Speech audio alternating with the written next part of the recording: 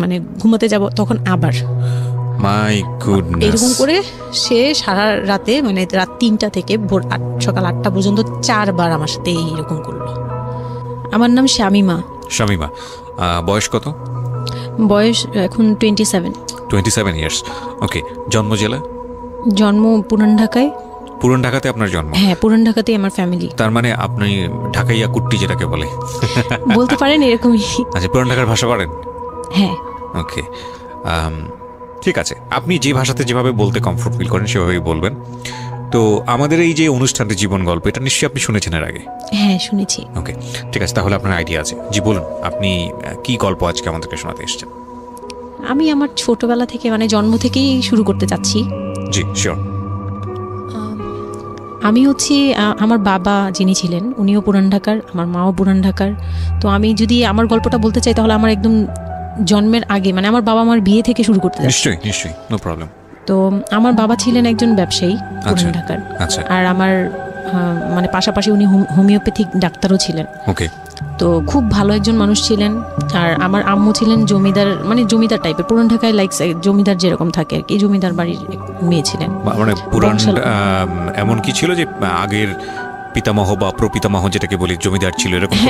এরকম মানে আমার নানাই ছিলেন জমিদার। ওই এলাকার সব বিচার সালিশ উনি করতেন, প্রভাবশালী খুব। তো ওই দিক থেকে আমার বাবা তো বিয়ের প্রস্তাব দেয়নি, মানে ফ্যামিলি থেকেই। আমার বাবার আবার একটা বিয়ে করেছিলেন আরো 8 বছর আগে আমার আম্মুকে বিয়ে করার, ওটা ছিল লাভ ম্যারেজ। তো আব্বু আর ওই বড় আম্মু একসাথে পড়াশোনা করতেন, ওই দিক থেকে দুইজন পরিচয় হয়ে বিয়ে হয়েছিল। কিন্তু 1.5 বছর পরে আমার ওই বড় আম্মু মারা যায়, অসুস্থ হয়ে মারা যান। তারপর আমার আব্বু আর বিয়ে করবেন না এরকম বলেছিলেন যে আর বিয়ে করবো না। তারপর প্রায় 8 বছর পরে আমার দাদু আর ফুপ্পিরা মিলে মানে আমার আম্মুকে চুজ করে তারপর বউ করে নিয়ে আসেন। তো আমার আম্মু খুব অসুস্থ থাকতেন প্রায়, আমার আম্মু একটু ফিজিক্যালি একটু দুর্বল।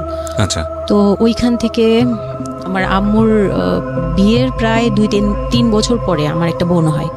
সেই বোনটা মারা যায় 6 মাসের মাথায়। আমার বোনটা মারা যায়। বোনটা মারা যাওয়ার পরে আমার আরেকটা কথা আমি এখানে ভুলে গেছি, যে আমার যে ফার্স্ট মা ছিলেন মানে বড় মা, আমার আব্বুর যে রিলেশন ছিল, ওইখানে একটা মেয়ে হয়েছিল। ওই মেয়েটার প্রায় 6 মাসের মাথায় মানে পেট খারাপ করে অসুস্থ হয়ে মারা যায়। তো তার পরপরই আমার বড় মাও মারা যায়। তো ওইখানে হচ্ছে আমার ওই বাচ্চাটা ছিল মেয়ে বাচ্চা। হ্যাঁ, তো ওর পরে আমার আব্বু 8 বছর পর বিয়ে করে। তারপর আমার মার একটা মেয়ে হয়, ওই মেয়েটাও মানে ওই মেয়েটা হচ্ছে জন্মের সময় মারা যায়, আর ওই ফার্স্টেরটা হচ্ছে 6 মাস পর মারা যায়। তো এই মেয়েটা হচ্ছে জন্মের সময় মারা যায়। তারপর তার 5 বছর পর আমার ভাইয়া হয়, আমার ভাইয়া আসে। তারপর আমার আম্মুকে বলা হয়েছিল যে আপনার হয়তো অপারেশন করতে হবে, কারণ আপনি আর কনসেপ্ট করতে পারবেন না, খুব অসুস্থ ছিল আম্মু। 2টাই সিজার ছিল, তো ওই সময়টাতে আর কি সিজার বেশি করা যেত না, তাহলে রিস্ক মানে লাইফে একটা রিস্ক থাকে। তো ওই দিক থেকে আমার আম্মুকে বলা হয়েছিল যে আপনার হয়তো বা ইউট্রাসের অপারেশন করতে হবে। তো আমার আম্মু তখন বলেছিল যে না, আমার একটা মেয়ে দরকার, খুব অসুস্থ অবস্থায় বলেছিল আমার একটা মেয়ে দরকার, মানে আমার যদি একটা মেয়ে থাকতো খুব ভালো। হয়তো বা সৃষ্টিকর্তাই চাচ্ছিলেন যে একটা মেয়ে, মানে আমি যে আসবো এটা তো আর উনি জানতেন না, কিন্তু থাকে না যে অনেক সময় কিন্তু মিলে যায় এরকম। তো আমার আব্বু বলছিল যে মেয়ে হোক ছেলে হোক, আরেকটা হলে ভালো হয়। তো ওইভাবে ট্রিটমেন্ট নিয়ে আমার প্রায় 2 বছর পরে আমি আমার আম্মুর মানে পেটে আসি। তারপর আমার জন্ম হওয়ার পরে আমরা ভালোই ছিলাম, আব্বুর বিজনেস ভালো ছিল। কিসের বিজনেস ছিল? ওনার হচ্ছে ইলেকট্রিক পার্সের বিজনেস ছিল। তো ওখান থেকে আব্বুর মানে ভালো বিজনেস করতেন। পুরান ঢাকায় ছিলাম আমরা 4 জন, একটা ফ্ল্যাট নিয়েছিলাম। আব্বু বিজনেস করতো, আমি স্কুলে ভর্তি হলাম, ভাইয়া স্কুলে ভর্তি হলো। তো খুব ভালোভাবেই কাটছিল দিনকাল। তো একটা পর্যায়ে যে আমার যখন 10-11 বছর, তখন হচ্ছে আমার আব্বুর বিজনেস একটু প্রবলেম হয়, একটু না ভালোই প্রবলেম হয়, মানে একজন খুব বড় ধরনের একটা লস সে ফেলে দেন। তো আমি এটা বলতে চাচ্ছি না। তো যাই হোক, খুব বড় একটা ট্র্যাজেডি, মানে আমার লাইফের সবচেয়ে বড় ধাক্কাটা আমি ওখানেই পাই, যে আমার আব্বু এরকম একটা পার্সন ছিল। আব্বু সবসময় বলতো যেটা, যে আমার এই মেয়েটা হচ্ছে, আমি দেখতে নাকি সেই প্রথম যে আব্বুর বেবিটা ছিল না মেয়েটা, যেটা 6 মাসের মাথায় মারা গেল। আব্বু তাকে খুব ভালোবাসতো। আমি নাকি দেখতে সেম ওরকম হয়েছি, শুধু আমি কালো, ওই মেয়েটা ফর্সা ছিল। তো আমি যখন জন্ম হই তখন আব্বু নাকি আমার ফেস দেখেই কান্না করে দেয় যে এটা আমার বড় মেয়েটা যে ছিল তার মতো হয়েছে। তার মানে ও সেই, মানে আব্বুর ধারণা ছিল যে সেই আসছে, এরকম কিছু। তা আব্বু আমাকে অনেক আদর করতো, মানে অন্য বাবারাও আদর করে সব মেয়েদেরই, কিন্তু আব্বুর ভালোবাসাটা কেন জানি একদম ডিফারেন্ট ছিল। অনেক বেশি ভালোবাসতেন, অনেক বলার মতো না। সারাক্ষণ টেক কেয়ার, সারাক্ষণ, রাত নাই দিন নাই, সব সময়। আমার রাতে খুব বদভ্যাস ছিল, আমি রাত জাগতাম প্রচুর। প্রতি রাতেই আব্বু আমাকে হেঁটে হেঁটে ঘুম পাড়াতো কোলে নিয়ে। প্রায় 10 বছর 11 বছর পর্যন্ত আব্বু আমাকে কোলে নিয়ে ঘুম পাড়াতো, অনেক আদর করতো। আর যখন যেটা, তখন তো ছোট ছিলাম, যখন যেটা বলতাম আব্বু এখন এটা লাগবে, রাত দিন তো বুঝতাম না, আব্বু ওই সময় বের হয়ে যেত, মানে খুঁজতে বের হয়ে যেত কোথায় পাই এটা। আমার মেয়ে বলছে। তো ভাইয়ার সাথে খুব একটা এরকম হয় নাই, আমার সাথে বেশি হতো। তো ভাইয়া এটা নিয়ে একটু জেলাসও করতো, কারণ সাধারণতই কিন্তু মানে ভাই বোনের মধ্যে এই এটা থাকে। তো আমাদের মধ্যেও এরকম ছিল। তো আব্বু যখন বিজনেস লস হলো তখন খুব বেশি, মানে আব্বু ভেঙে পড়লো। আমরাও মোটামুটি, আমি তো আর বুঝি না, কিন্তু আমি তখন বুঝতাম যে আমার কিছু একটা কমতে যাচ্ছে, মানে কমতি হচ্ছে আমার। কারণ সব কিছু চাওয়ার পরপরই পাওয়া আর একটু লেট করে পাওয়া, এগুলো নিয়ে একটু মেন্টালি এতে পড়ে গেলাম। তো আব্বু বুঝতে দিত না, শুধু আম্মুকে বলতো যে ওদের বুঝতে দিবে না। আম্মু আমাদের বুঝতে দেয়নি কখনো, এরকমভাবে করেনি। কিন্তু একটা সময় দেখলাম কি আব্বু বাসা চেঞ্জ করছে, ছোট বাসা নিচ্ছে, মানে এগুলো খুব ব্রেনে গিয়ে লাগলো যে ছোট বাসা কেন আর এরকম কেন হচ্ছে। আব্বু আস্তে আস্তে ব্যবসা গোটাচ্ছে, নতুন কিছু করার চিন্তা করছে, মানে এগুলো নিয়ে আমিও খুব ডিপ্রেসড হয়ে গেলাম। তখন আমি ক্লাস 6-এ 7-এ পড়ি, এরকম হবে 7 থেকে 8-এ উঠবো এরকম। তো আব্বু সবকিছু গুটিয়ে চলে যাচ্ছিল ওনার এলাকায়, মানে দয়াগঞ্জের ওই সাইডে, মানে আমার দাদির এলাকা যে সাইডটা, ওই সাইডটাতে চলে যাচ্ছে।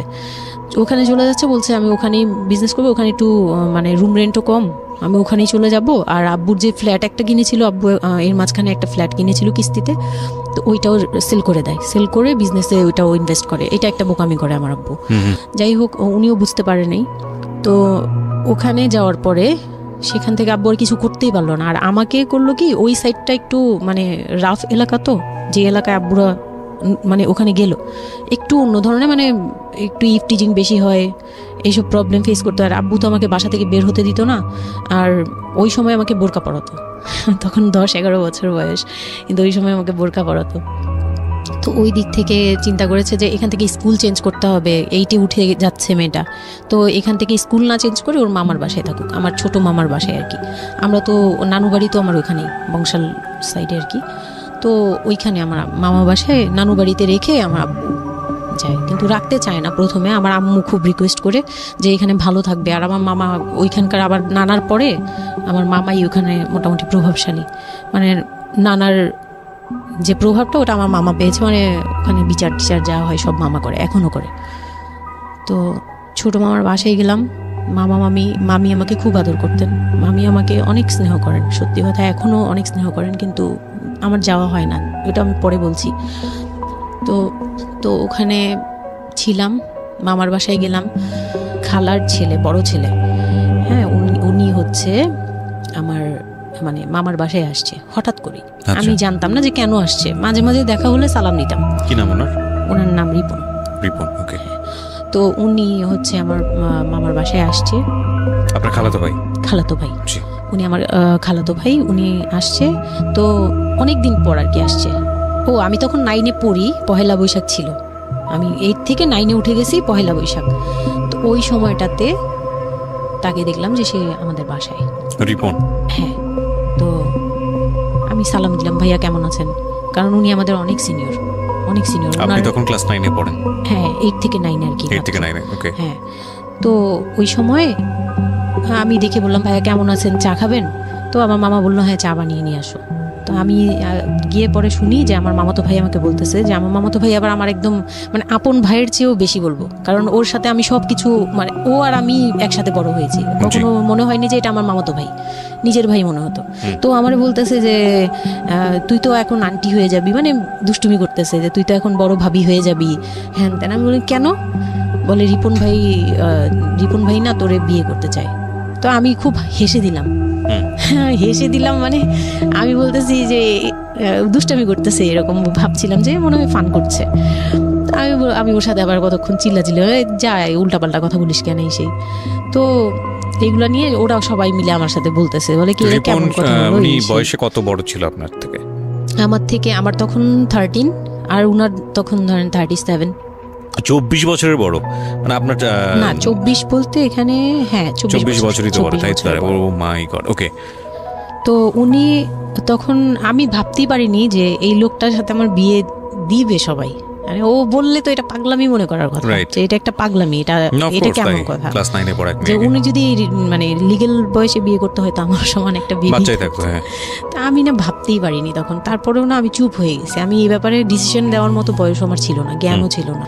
তো হুট করে আমার মামা মামি আমাকে জিজ্ঞেস করারও প্রয়োজন বোধ করেনি বা জানানোরও প্রয়োজন, কি কারণে জানি না, তবে ওনারাই ডিসিশন নিয়ে বললো যে আমার আব্বু আম্মুকে জানালো, আমার মেজো খালা যে মানে আমার আম্মুর ইমিডিয়েট বড় যে, ওনাকে আমার আব্বু আম্মুর কাছে পাঠায়।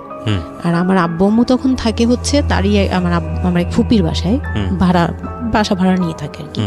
তো ফুপির বাসায় থাকে, ফুপির নিজের বাসা, তো ওখানে থাকে। তো আব্বুর কাছে পাঠায়, তখন আমিও যাই ওই বাসায়। তো আমি তো আর জানি না এই কথা বলতে আসবে। আমি আবার ভাইয়ার সাথে বসে বসে গল্প করতে থাকি, ভাইয়া ছিল, ফুফাতো বোন ছিল, আমরা একসাথে গল্প করতে থাকি। তো হঠাৎ করে শুনি যে একটু মানে আমার খালা খুব জোরে সোরে বলতেছে, মানে চিল্লাচিল্লি করে বলতেছে যে যদি এই বিয়ে না হয় তাহলে আমাদের সাথে তোদের কোনো কন্ট্যাক্ট নেই, আজকে থেকেই বন্ধ। আচ্ছা, হ্যাঁ, এই বিয়ে হতেই হবে। কেন হতে হবে? আমার আব্বু বলছে কেন হতে হবে, আমার মেয়ে তো অনেক ছোট, ও তো এই সংসারের ভার নিতে পারবে না, বলো ওগুলো আমরা দেখবো, ওরে আমরা বাচ্চার মতো পালবো। মানে উনি বলতেছে আমি দায়ভার নিলাম, আমি সবকিছু নিলাম, এইভাবে বলতেছে আমি সবকিছু দেখবো, এগুলা নিয়ে কোনো টেনশনের কিছু নাই, নিজেদের মানুষ, এর চেয়ে ভালো কোনো অফার কোনোদিন পাবা না, মানে এর চেয়ে ভালো কোনো প্রস্তাব আসবে না, এই না সেই না, সেই অনেক কিছু বলতেছে। আব্বু মুখে কনভিন্স করতেছে যে এইটা যদি তোমরা হাতছাড়া করো তাহলে আর কখনো মেয়ের জন্য ভালো কিছু পাবা না, আর আমাদের সাপোর্ট জীবনও পাবা না, তোমাদের একটা সাইড পুরো বন্ধ হয়ে যাবে, মানে আমরা আমাদের সাথে তোমাদের একদম রিলেশন শেষ, তোমাদের মেয়ে এখনই রেখে যাবো, তোমরা কি করবা করো। তো আমার আব্বু ওই দিক থেকে একটু দুর্বল ছিল। পরে আমি এটা শুনে কান্না করে দিছি, মানে সাথে সাথে কান্না করে দিছি। তো আমার ভাইয়াও বুঝছে, আমাকে নিয়ে ছাদে চলে গেছে। আমার ফুফাতো বোন, ভাইয়ার এক খুব ক্লোজ ফ্রেন্ড ছিল, ছোটবেলার বন্ধু, সেও আমাকে খুব আদর করতো বোনের মতো, সেও গেল উপরে, বলতেছে আব্বু তুই কান্না করিস না, আমরা দেখতেছি কি করা যায়। তো আমার ভাইয়া বলতেছে বলে কি আমি ওরে নিয়ে কোথাও পালিয়ে যাই, আমার মনে হচ্ছে যে আমি ওকে নিয়ে এখন কোথাও পালিয়ে যাই। যে রিপন ভাই এটা কিভাবে পারে, কিভাবে এটা বলতে পারে যে বিয়ে করবে ওকে। তো আমি খুব কান্নাকাটি করছিলাম। আমার খালা চলে গেল, খালা চলে যাওয়ার পরে আমার ভাইয়া আব্বুকে যে কি বলছে জানি না, আব্বু আবার ছাদে আসছে, আমি কান্না করতেই আসি, মানে তখন কন্টিনিউ কান্না করতেছি। তো আমার আব্বু ছাদে এসে যেটা বললো, যে আমার আব্বু তখন বললো যে বলে আমি তোমাকে নিয়ে মানে বনে চলে যাব দরকার পড়লে, কিন্তু আমি ওর কাছে তোমাকে দিব। তো আমি দেখলাম যে আব্বু ফিজিক্যালি, মেন্টালি, আর্থিকভাবে সব দিক থেকে দুর্বল, এখন আমাকে নিয়ে যদি বের হয় সে পারবে না, এটুকু বুঝলাম, তার দ্বারা সম্ভব না এটা। পরে আমাকে বললো যে তুমি যদি রাজি থাকো তাহলে আমার কোনো আপত্তি না, আর যদি তুমি বলো যে না আব্বু আমি রাজি না, তুমি শুধু একবার বলো, তাহলে আমি তোমাকে নিয়ে বের হয়ে যাবো, আমরা বাবা মেয়ে কই থাকবো কেউ জানার দরকার নেই। আপনার মার কি ভূমিকা ছিল এই সময়? আমার মা তখন বলতেছে যে দিবে, আমার মা ইচ্ছা ছিল যে দিবে, কারণ আমার মা তখন এই জিনিসটা বুঝে না, মানে আমার মা এমনিতেও অনেক সহজ সরল, সত্যি কথা বলতে ওনার দোষ না এটা, সেইটা বুঝতো না যে এই যে ডিস্টেন্সে বিয়ে দিলে এই বিয়েগুলো টিকে না, বা 24 বছর বয়সের ডিফারেন্স, এগুলো নোট করবেন এবং খুব ইম্পর্টেন্ট, আসলে খুবই ইম্পর্টেন্ট, কারণ বয়সের গ্যাপটা না ঠিক আছে, কিছু কিছু মানুষের জীবনে যে ব্যতিক্রম ঘটে না তা কিন্তু না, কিন্তু এই ব্যতিক্রমটা যদি আমরা উদাহরণ হিসেবে নিয়ে সবার উপর চাপিয়ে দেওয়ার চেষ্টা করি তাহলে কিন্তু সেটা সম্ভব নয়। ঠিক আছে, একটু খেয়াল করবেন, 24 বছরের ডিফারেন্স হচ্ছে ও এবং ওর খালাতো ভাই রিপনের মধ্যে। ও যখন 13 বছর তখন ওর খালাতো ভাই হচ্ছে 37। So it's a huge gap. সাধারণত বলা হয়ে থাকে 4-5 বছরের গ্যাপ ইজ ওকে, কিন্তু এর থেকে বেশি না হওয়াটাই বেটার। সেক্ষেত্রে 24 বছর, কোথায় 4-5 বছর আর কোথায় 24 বছর। হ্যাঁ, দেন হচ্ছে ওই বিয়েটা মানে আপনি কি বললেন, এখন তো সিদ্ধান্ত আসলে আপনার জায়গায় ছিল। সিদ্ধান্ত আমার জায়গায় বলতে আমি তখন 13 বছর বয়স, তো মানে আমি তখন প্রেমও করিনি একটাও, মানে একটা এজ থাকে কিন্তু সবকিছুরই, মানে তখন দেখতাম যে আশপাশে মানে যারা কলেজে পড়ে, আমার একটা টার্গেট ছিল যে আমিও একদিন কলেজে পড়বো, আমার অনেক ফ্রেন্ড সার্কেল থাকবে, হয়তো আমার ভালো একটা রিলেশন থাকবে বা বিয়ে হবে, এরকম সবারই একটা ইয়ে থাকে। কিন্তু ওই বয়সটাতে আমার ওইটুকু যাওয়ারও মানে ওই চিন্তাতে আমি যাইনি তখনও যে আমি একটা রিলেশন করব, আর ওই জায়গায় বিয়ে। তো আমি আমার আব্বুকে মনে প্রাণে বিশ্বাস করতাম, তো আব্বুর উপরে ছেড়ে দিলাম। আব্বুকে আর ভাইয়াকে বললাম যে দুইজন সামনে ছিল, আমাকে বারবার জিজ্ঞেস করতেছে তুমি যদি ইয়েস বলো ইয়েস, তুমি যদি না বলো তাহলে আমি তোমাকে নিয়ে বেরিয়ে যাবো। আমার ভাইয়াও বলতেছে বলে আমিও আপনার সাথে যাবো। তো আমি দেখতেছি আব্বু এমনিতেই 1 থেকে 1.5 বছর বা 2 বছর ধরে এরকম সার্ভাইভ করতেছে, মানে নিজে যুদ্ধ করে পারতেছে না, কাজকর্ম সব কিছু বন্ধ হয়ে গেছে, মানে বিজনেস টিজনেস সব গুটিয়ে ফেলছে। তারপর উনি যে এখন নিজে চলবে ওইটাই চলতে পারতেছে না, মানে খুব কষ্ট হচ্ছে। আমাকে আমার মতো মানে আমাকে যেখানে উনি একটা রাত 24 ঘন্টা একবার হলো আমাকে দেখতে হতো, ওই জায়গায় আমার মামার বাসায় ফেলে রাখছে, প্রতিদিন হেঁটে যেত, দেখে আসতো, একবার হলেও দেখে আসতো, মানে এরকম কষ্টগুলো করছে। ওই দিক থেকে চিন্তা করে দেখলাম যে না, আমার আসলে ওনাকে প্রেশার দেওয়া উচিত না, ওনার উপর ছেড়ে দিই। ও তখন আর কি এটাই মাথায় কাজ করছে যে আব্বু আপনি যেটা বলবেন সেটাই। পরে তার 1 সপ্তাহের মধ্যে 14 এপ্রিল পয়লা বৈশাখ আর 23 তারিখে আমার এঙ্গেজমেন্ট হয়ে যায়। হ্যাঁ, ওই উনি একদম খুব তাড়াহুড়া করে যে এঙ্গেজমেন্ট হতে হবে, বিয়ে হতে হবে খুব শীঘ্রই, তো ওইভাবে এঙ্গেজমেন্ট হয়। মানে এঙ্গেজমেন্টের পরেও আমি একদম স্টপ, আমার মাথায় কিছুই, তখন আমি পুরোপুরি ব্ল্যাঙ্ক, মানে আমি যে নিজের থেকে কিছু বলবো কিছু করব আমার ভিতরে ওইগুলো আর কাজ করছিল না। স্কুলে যাইতাম, অনেক সময় যাই না, এরকম আর কি, যে যেতে ইচ্ছে করলে যাই, না ইচ্ছে করলে যাই না, এরকম হয়ে গেলাম। এঙ্গেজমেন্টের 3 মাস পরে বিয়ে হওয়ার কথা ছিল, কিন্তু ঘুরতে ঘুরতে 4 থেকে 5 মাস ইয়ে হলো। তো 2004-এ 4 থেকে 5 মাসের মধ্যে সে আমার সাথে অনেকবার দেখা করতে চাইছে, কেউ দেখা করতে দেয়নি, কারণ আমার ফ্যামিলি খুব রেস্ট্রিক্টেড ছিল এইসব ব্যাপারে, কেউ দেখা করতে দেয়নি। আর আমিও ভয় পেতাম, তো আমি খুবই ভয় পেতাম, ওনাকে অনেক ভয় পেতাম, সোজা কথা আমি ওনাকে খুব ভয় পেতাম। তো এর মাঝখানে এক ভাবি, আমার নানু বাড়িতে ছিলাম, তো মানে মামার বাড়ি, আমার মামার নিজের বিল্ডিং হচ্ছে একটা, আর নানু বাড়ি পুরোনোটা, যেটা পুরোনো বাড়ি, ওখানে তো আমার সব জয়েন্ট ফ্যামিলি, মানে আমার অন্য মামারা এবং মামাতো ভাইয়ের বউরা সবাই একসাথে থাকে। তো আমার এক মামাতো ভাইয়ের বউ তাকে খুব রিকোয়েস্ট করছে যে ভাবি আপনি ওকে একটু ডেকে দেন, কথা বলবো। তো আমার মামাতো ভাইয়ের বউ মনে করছে যে সে তো তাদের তো বিয়েই হচ্ছে, তো সমস্যা কি, ডেকে দিই। তো আমাকে আর বলে নেই। প্রথম একবার আমাকে বলছিল যে দেখা করে দিবে, তখন আমি বলছি না আমি যাবো না, আমি দেখা করবো না, আমার খুব ভয় লাগতো। তখন আমার বিয়ের মনে হয় 1.5-2 মাস আগের কথা এটা। তো আমার মামাতো ভাইয়ের বউ আমাকে ডাকছে যে কিছু একটা বলে, মানে জামা বানানো বা সামহাও এরকম কিছু একটা, অনেক বছর আগে, তো ভুলেও গেছি যে কি একটা কারণে আমাকে ডাকছে সে। তো আমি গেলাম, একদম মনের অজান্তেই গেলাম। গিয়ে পরে রুমে গেছি, পরেই দেখি হইলো মানে রিপন বসে আছে। তো বসে আছে দেখে না আমার একদম খুব একটা আঘাত লাগলো যে এই ভাবি আমাকে এইভাবে নিয়ে আসলো। আর ভাবি তো মজা করে, মানে ওনারও দোষ না, উনি ভাবতেছে যে নতুন বিয়ে হবে, ওদেরকে একসাথে করিয়ে এসে। তো উনি বললো কি আচ্ছা তোরা বস, আমি চা নিয়ে আসি, এরকম বলে উঠে গেল না। আমার আরও ভয় লেগে গেছে। আর তখন আমি গিয়ে দেখতে পারলাম যে ওই লোকটার আচরণ খুবই খারাপ। মানে আমার কাছে তখন মনে হয়েছে যে কেন মনে হলো এটা, কেন মনে হলো, হুট করে ভাবি যখন গেল, সে সাথে সাথে আমার পাশে এসে বসছে এবং আমাকে মানে খুব মানে নোংরাভাবে টাচ করতেছে। তখন আমার বয়স খুব ছোট, তো স্বাভাবিক না এটা আমার কাছে ভালো না লাগার কথাই, কারণ আমি তাকে বড় ভাই জানি। এক্স্যাক্টলি, মানে কয়দিন আগেও তো সালাম কালাম দিয়ে দূরে থেকে কথা বলতাম, হ্যাঁ বড় ভাইয়া বলতাম, সবাই মানে তাকে বড় ভাইয়া ডাকে, আমিও বড় ভাইয়া ডাকতাম ওই ইয়ে থেকে। আর সেই লোকটা এসে আমাকে মানে খুব অপ্রীতিকর ভাবে জড়িয়ে ধরতেছে, তারপর জড়াজড়ি করতেছে, মানে খুব ঘেন্না লেগে গেল। আমি খুব জোরাজোরি করে আমি বললাম আমি এখন চিল্লাচিল্লি করবো, মানে তখন আমার খুব খারাপ লাগতেছিল, তখন বললাম আমি চিল্লাচিল্লি করবো বলে আমি একটু জোরে বলছি। পরে উনি আমাকে ছেড়ে দিয়েছে, আমি এমন দূর দিয়েছি একবারে সরাসরি মানে মামার বাসায় চলে গেছে, আর আসিনি। আর ওখানে গিয়ে অনেক কান্নাকাটি করছে যে এখন তো নাও করা যাবে না, আর এই লোকটা এরকম কেন, এই লোকটা তো তাহলে বিয়ের পরে, মানে আমার একটা ভয় ঢুকিয়ে গেছে যে এই লোকটা তো তাহলে আমাকে না জানি কি করবে, এরকম একটা ভয় ঢুকিয়ে গেছে। তখন তো ছোট ছিলাম, আর আমাদের ওই সময়টাতে তো এত মিডিয়া ছিল না যে আমরা এত কিছু বুঝবো যে এই আর কি। তো ওখানে তারপর 1.5 থেকে 2 মাস পরে বিয়ে হলো। এর মাঝখানে অনেকবার ফোন টোন করতো, এই করতো, আমি রেসপন্স করতাম না। তো বিয়ে যেদিন হলো,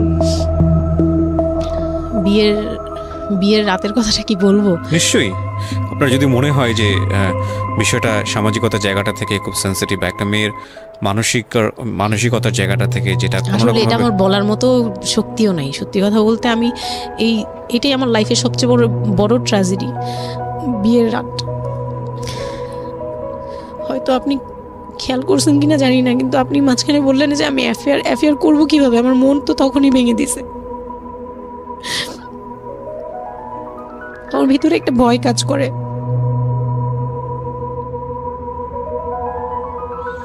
কি হয়েছিল আমি জানি, আপনি খুব সুন্দর করে বলছেন গল্প, আপনি আপনার মতো করেই বলবেন, আমরা আসলে মূল মেসেজটাই পেতে চাই।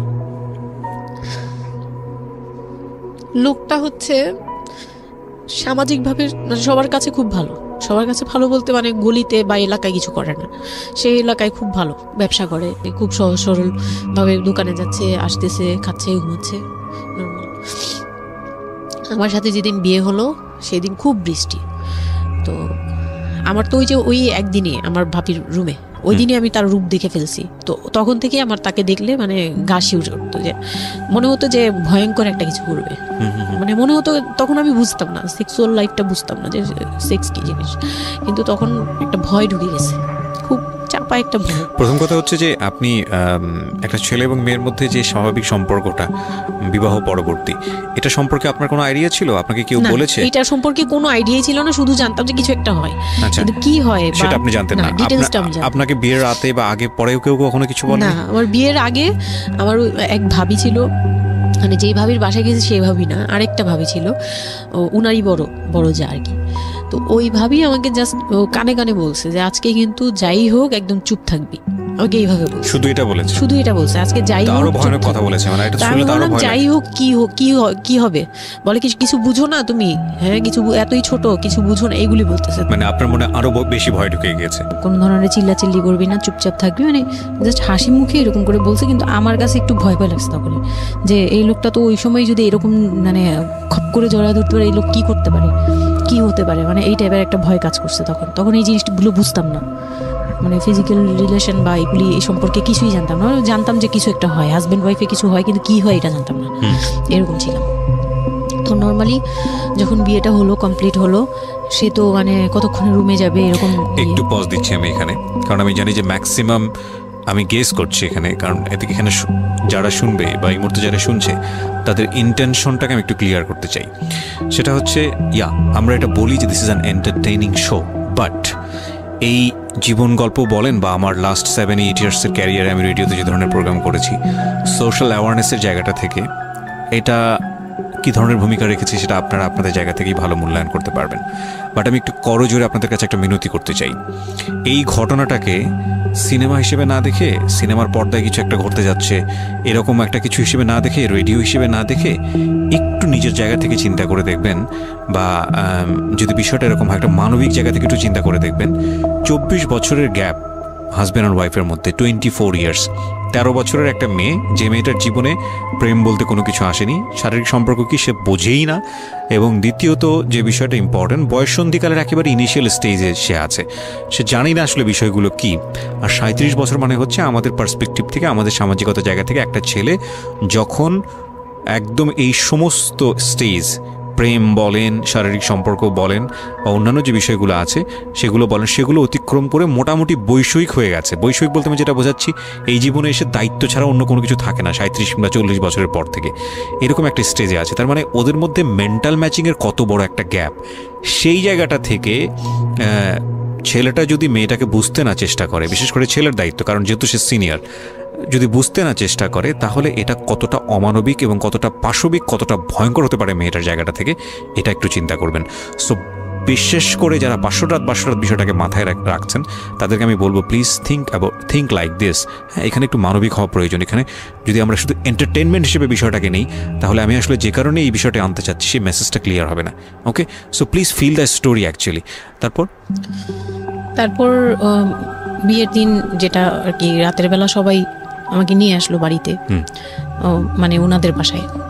তো ওই বাসায় হচ্ছে একটা রুম, মানে প্রথম হচ্ছে বাসায় ঢুকেই কোনো বারান্দা টারান্দা কিছু নেই, শুধু রুম আর সিঁড়ি, সিঁড়ি ঘর। মানে পুরান ঢাকার বাসাগুলো একটু বেশি ইয়ে হয়তো, খুব ছোট ছোট হয়তো, ঘিঞ্জি টাইপের হয়। আমি একসময় জিএসআরসিতে কাজ করতাম, আমার ফার্স্ট জব ছিল ওটা, আমি সার্ভে করেছিলাম পুরান ঢাকায়। সেটাই আমার প্রথম পুরান ঢাকায় যাওয়া, এবং আমার কাছে মনে হয়েছিল যে আমি কোথায় এসেছি। অনেক ঘিঞ্জি ভাইয়া। এটা কারণ হচ্ছে পুরান ঢাকা নিয়ে অনেকেই অনেক কিছু বলেন, কারণ ঢাকায় যারা, তাদের কাছে পুরান ঢাকাটা একটা নস্টালজিক জায়গা। আমি তো আর ঢাকায় বড় হইনি, সো আমার কাছে ঢাকা, আমি যখন ঢাকায় প্রথম পাড়া দিয়ে যখন পাবলিক বাসে উঠেছিলাম, তখন আমার কাছে মনে হচ্ছে আল্লাহ আমি কোথায় আসলাম, এই জায়গায় আমি কেন আসলাম। তো নর্মালি হচ্ছে ঢাকায় এরকম।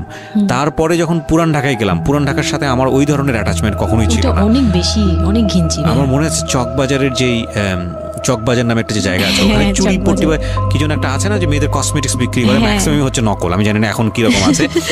তো আমি জীবনে কোনোদিন দেখি নাই যে একটা মানুষ আরেকটা মানুষকে গলি দিয়ে ক্রস করতে পারে। এবং ইন্টারেস্টিং বিষয় হচ্ছে, এখানে তো মেয়েরা ঢোকেই না, এবং ওর ঢোকার পরে উপরে ছাদ, মানে এমন ভাবে বিল্ডিংটা, অনেকগুলো বিল্ডিং মিলে ওই এলাকাটা, ওখানে ধাক্কা লাগবে, মানে এরকম একটা অবস্থা যে একজন আরেকজনকে ক্রস করতে খুব ভয়ানক, মানে রীতিমতো ভয়ানক অবস্থা। আর আমি সার্ভে করেছিলাম, যেহেতু আমি বিল্ডিংগুলো সার্ভে করতাম, মানে অনেক, আমি একদম ইউনিভার্সিটিতে অনার্স দিয়ে, না অনার্সের থার্ড ইয়ার বা সেকেন্ড ইয়ারে থাকা অবস্থার ঘটনা এটা, আমি সার্ভে করেছিলাম বিল্ডিংগুলো। তো সেই সময় ওই সময়টাতে আমার একটু জানা হয়েছে আর কি। তো আসলে ভয়ানক রকমের কিনছি। হ্যাঁ, তো বলুন যেটা বলছিলেন। তো যেটা বলছিলাম যে ওই রাতে ওই একটা রুম, এরকম রুমের উপরে রুম, তার উপরে রুম, মানে সিঁড়ি রুম, সিঁড়ি রুম এরকম। আর প্রথম যে রুমটা, মানে নিচতলায় যে রুমটা ছিল, সেই নিচতলার রুমের সিঁড়ির নিচে ছিল চুলা আর বাথরুম, সিঁড়ি কর্নারে। ওকে, মানে এটা হচ্ছে ওদের নিজের বাড়ি। ওকে, এইটুকুই ছিল। মানে তিনটা রুম, মানে হচ্ছে হলো এক ধরনের বিল্ডিং, একটা বিল্ডিং, একতলা দুতলা তিনতলা এরকম বিল্ডিং, বা তিনটা রুম। হ্যাঁ, তিনতলা বিল্ডিং, কিন্তু সিঁড়ি আর রুম, সিঁড়ি আর রুম। মানে কত অল্প জায়গার মধ্যে এই জিনিসটা ম্যানেজ করেছে। হ্যাঁ, আমি পরে শুনেছি যে এটা আধা কাঠারও নিচে, আধা কাঠারও নিচে, ওইটা 1 শতক বা হাফ শতক জমি যেটাকে বলে। হ্যাঁ হ্যাঁ, শুধু একটা রুম আর সিঁড়ি, এইটুকু। তো ওইটুকুর মধ্যেই মানে বাড়িটা। তো ওই বাড়িতে আমার খালার বাড়ি ছিল, আমি তো প্রায়ই যেতাম, বেড়াতে যেতাম ছোটবেলায়। তো আমাকে নিয়ে গেল, আর তিনতলার রুমে, সবচেয়ে পরের রুম যেটা, ওটাতে আবার আমার মানে মেজো দেবর সম্পর্কে ছিল।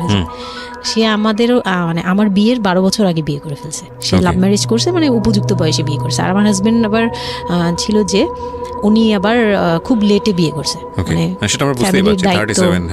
ফ্যামিলির দায়িত্ব পালন করে সবকিছু শেষ করে তারপর বিয়ে। 37 আসলে খুব লেট না, কিন্তু 37 এর জায়গা থেকে 13 বিয়ে করাটা খুব অবিবেচ্য। আমার জন্য তো সে অনেক বড়।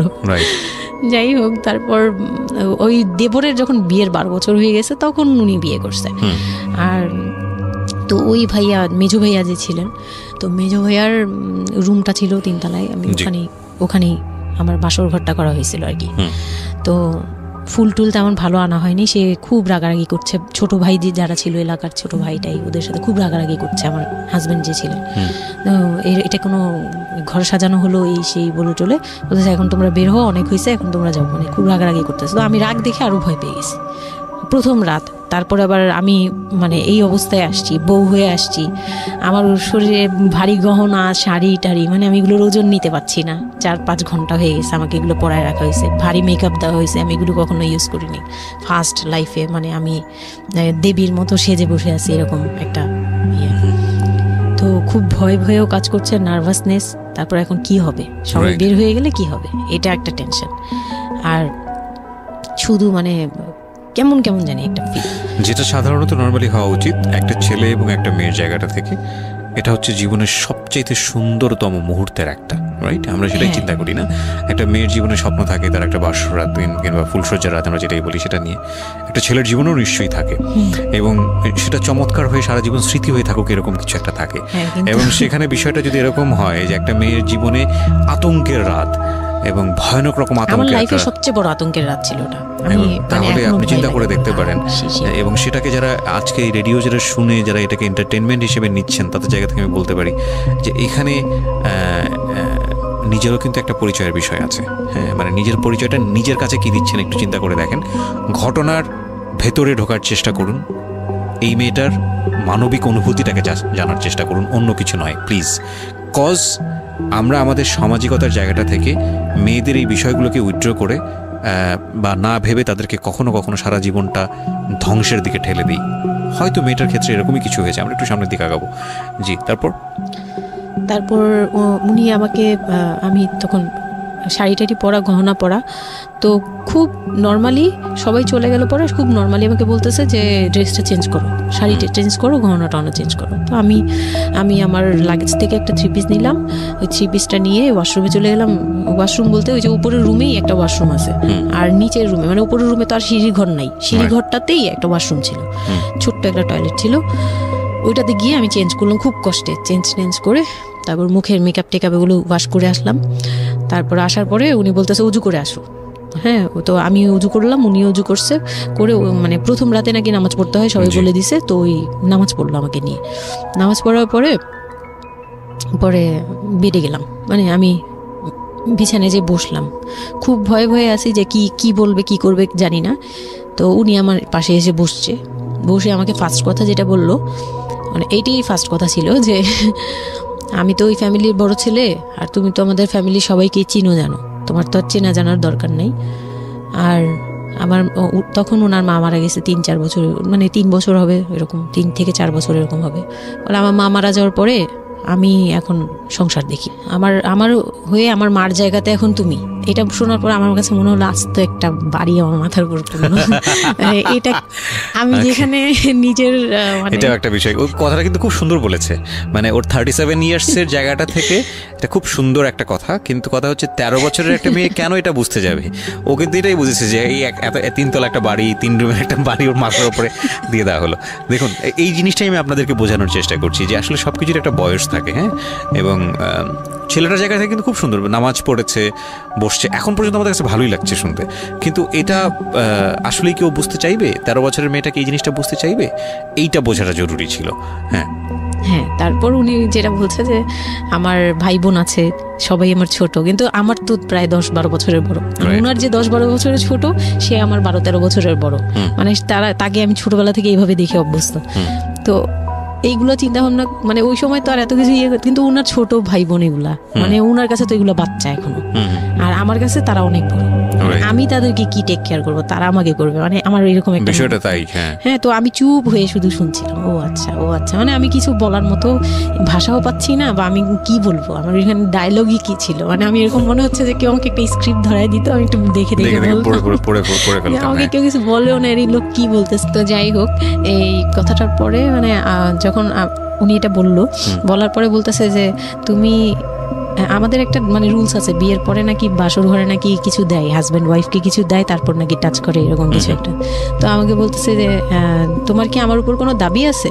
মানে এইগুলো আমি জানতাম না, এগুলো আমি অনেক পরে গিয়ে শুনছি, এগুলো অনেক পরে গিয়ে জানছি যে এই সময় নাকি কিছু চাইতে হয়, মানে এই সময় যা চাইবে তাই দিতে হবে, এরকম কিছু একটা। তো এটাও আমাকে কেউ বলে দেয়নি। আমি এই সময় একটা লসে পড়ে গেলাম না, মানে এরকম মনে হচ্ছে এখন আর কি। তখন আমাকে এটা কেউ বলে নাই। বাই দ্য ওয়ে, আমরা যার গল্প আজকে এখানে শুনছি উনি হচ্ছেন শামীমা।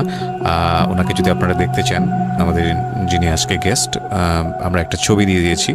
আমি বললাম যে না, আমি জানতাম না দাবি জিনিসটা কি।